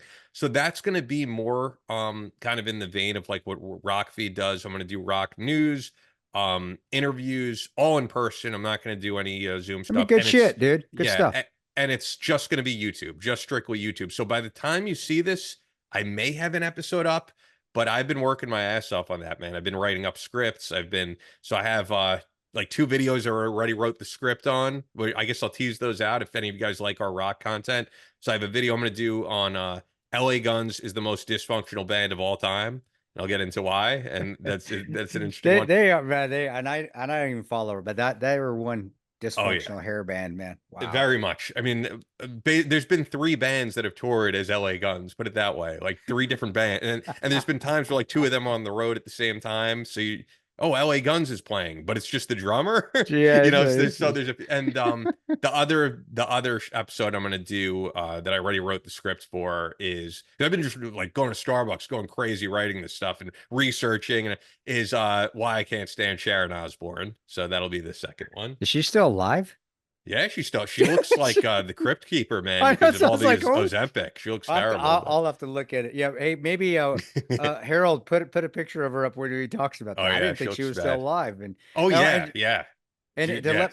let people know, and just because she's a friend of the podcast, she really helps us out a bunch. Holly McKay started her own podcast, and it's talking about families to different cultures. And I guess I'm the Midwest culture here in the United States. So I was on her show recently. It's just starting, but we'll get her back on the show. But if you get a chance, get over to Holly. She's a rock star. She's such a I mean, she is a professional interviewer. She's a professional combat correspondent. I mean, she's going to have a good product because that's all she does. So check her out, guys, and we'll put the episode up when she posts the episode I was on with her, and it's really, it is faith and it's family, being how to be it's being a father, and that's what it's gonna. That's her genre right there, and I think it's gonna go extremely well, dude. So I was gonna say she's taken such a huge turn, man, because the last time we had her on, the two times we've had her on, was when she was like traveling the entire world, being a reporter independently. And I never thought she was gonna like settle down, I have a didn't think kid, so be either. I married. I like, didn't think that was especially her path married. in life. Yeah. I didn't think she'd marry a jarhead either. I'm like, holy shit, she married a Marine, but got the beautiful little girl. When we were doing the filming, her daughter, I mean, she was out of the picture, but she was right there, and she's Holly, wonderful mother. She's just a wonderful person. So how can she not be a wonderful mother? And she's still going to travel a little bit, but it was a good conversation. And you can see that, you can see right there when we're talking how her priorities have changed, just because she talks about it, and we talk about my priorities, but as well. But it was awesome talking to her because I could just see how she had changed from when we had her on the interview, and she Yeah. was. She You was can just total see. free spirit. They're I living think in she. different I places. know. I think she's still like that, but just not jumping like she has to be the first one on the ground like she used to be. I got to be the first one there in Gaza to get the report. She's only 39, so she's gonna keep going until should I give her age? Yeah, she gave her age out on the show. But I still think she's gonna keep going, but I think it's more of whenever I get there, I get there. Yeah, And but I and mean that's going to be hard to do, raising a child and doing all that. I think her first experience leaving, going, because she's gonna do some interviews with mothers in Africa, and I mean Wow. it's a big, is that I think that's going to be the telltale sign of how hard it is, because being a father and being gone is, it's a little easier than being a mother, because the kids really do imprint on the Of course. mother. Yeah. The mother imprints on them, and the mother. I love being a father, but to say that my kids are functional because of me, they're not. It's because of their mother. So I think, and this is my opinion with Holly. I think she's going to be strong enough to handle it, but she's going to have to probably make a decision after the first long trip of I'm whether she sure. wants to keep doing it. And she's smart. Maybe even bringing the baby when it gets old enough with her at times. And I could see that. I could see her being a traveling mother and them traveling the world together. But regardless, guys, she's awesome. If you don't subscribe to her articles, she writes amazing articles that are completely honest, completely spot on, whether you agree with her politics or not. And the show is going to be great. And I was just honored to be one of the first guests on her show, so I can't wait till it pops. That's So awesome. I'm yeah. just looking forward for the Sean Ryan episode to finally Yeah, release. dude. It could be next year. Who knows, man? You I know, mean, he posted this recently. He has the number one show right now on Spotify, and the number one episode on Spotify is his appearance on Joe Rogan. So the cool. longer he's waiting, his profile is growing as your episode is going to That's come out. So you remember we talked about God and pass? we'll It's, see what hey happens, man, man. I mean, whatever if happens, man. literally if like 1% of his audience becomes Battle Line listeners, like that's a huge jump. It really is. Because we don't Well, have, I mean, truth, we don't have nearly what he has. It's oh, awesome. But yeah, there aren't many that do. I mean, yeah, it's huge. but to say, Sean is a wonderful, wonderful guy. He is. I don't speak highly of a lot of people within the community that's gone onto the public figure world because they really have sold out. Even I did even at a time, guys. But Sean is not. He's a good, solid dude. And the people that he has working with him, running the show, best people in the world, just the nicest people in the world, and they know what the hell they're doing. I mean, they really have a professional, studio set up, and the people running it, the editors, and it was a long interview, man. I was with him for 6 hours. I know, Whether he'll which is push, insane. I feel like this is yeah, long. I know. We are, for us, it is, but Yeah. yeah, and I can't wait to have him on our show. I'm looking for. Hopefully, did he confirm? Are we good? Well, Or I haven't done that for November yet, so I Okay. will. But Well, we've got I hope October locked in. So I hope he yeah, does, and it'd be nice to have him on, and just as a person, and just talking to him, he's a nice guy, man, and that's more important to me than anything else. But yeah, buddy, I don't know. Maybe it'll be next 9/11. That's when I would I do it. hope not. I hope it's I not that long. I don't want to wait a whole year, but I because I don't just know. want, truthfully, I'll be completely honest. I just want to see the impact it has on our podcast because Uh, I don't know if I'm going to listen to a 6-hour interview. I never have. I just want to see if it transfers to us. But anyway, it's just about 7:30. It is Thursday as we're recording this, and hopefully the Mets win tonight because then they will make to the next round of the playoffs, winning this wild card. We'll see what happens. It's game 3. Are you excited to watch the Yankees or? I'm waiting because they'll break my heart. If they make it to the World Series, I'll start watching. But whenever I watch, This is I what feel you like, always do. but I You wait feel until like the very last moment I to watch feel like your team. because I feel like I jinx them, man. I did because when they used to win with Bernie Williams and Jeter and Mariano, I never watched them until they made it to the World Series. Ever, That is ever. not a true fan. That No, is not. it breaks my heart. And call me what you want, but it's like whenever I watched, they would lose that series where they were up 3-0 and they lost to the Red Sox. And that was the division before the World Series. I watched that whole thing. I I was can like, I'm assure gonna, you it had nothing to do with you but watching. I know, but it's still when you if anybody out there that has played athletics that has gone on and played collegiate, you know what I'm feeling. That we guys wear the same socks to games, and that's not a wives' tale. They'll wear the same T-shirt underneath their pads if we're winning. I mean, there is a lot of what's the word I'm looking for? Superstition. Superstition. Yeah. And I am. It's like, man, same with the Cowboys. I will not watch the Cowboys play unless they win. Then I'll watch the recording because if I watch it live, they lose every That's time. insane. But yeah, I So, really do hope we make it to this next round. This has been an amazing season to watch if any of you are Mets fans, which I know some of you are. I mean, they went from being the worst team in baseball. They were horrendous early in the season, and the yeah. fact that they're even here is amazing. And I don't know if it's Grimace throwing the first pitch.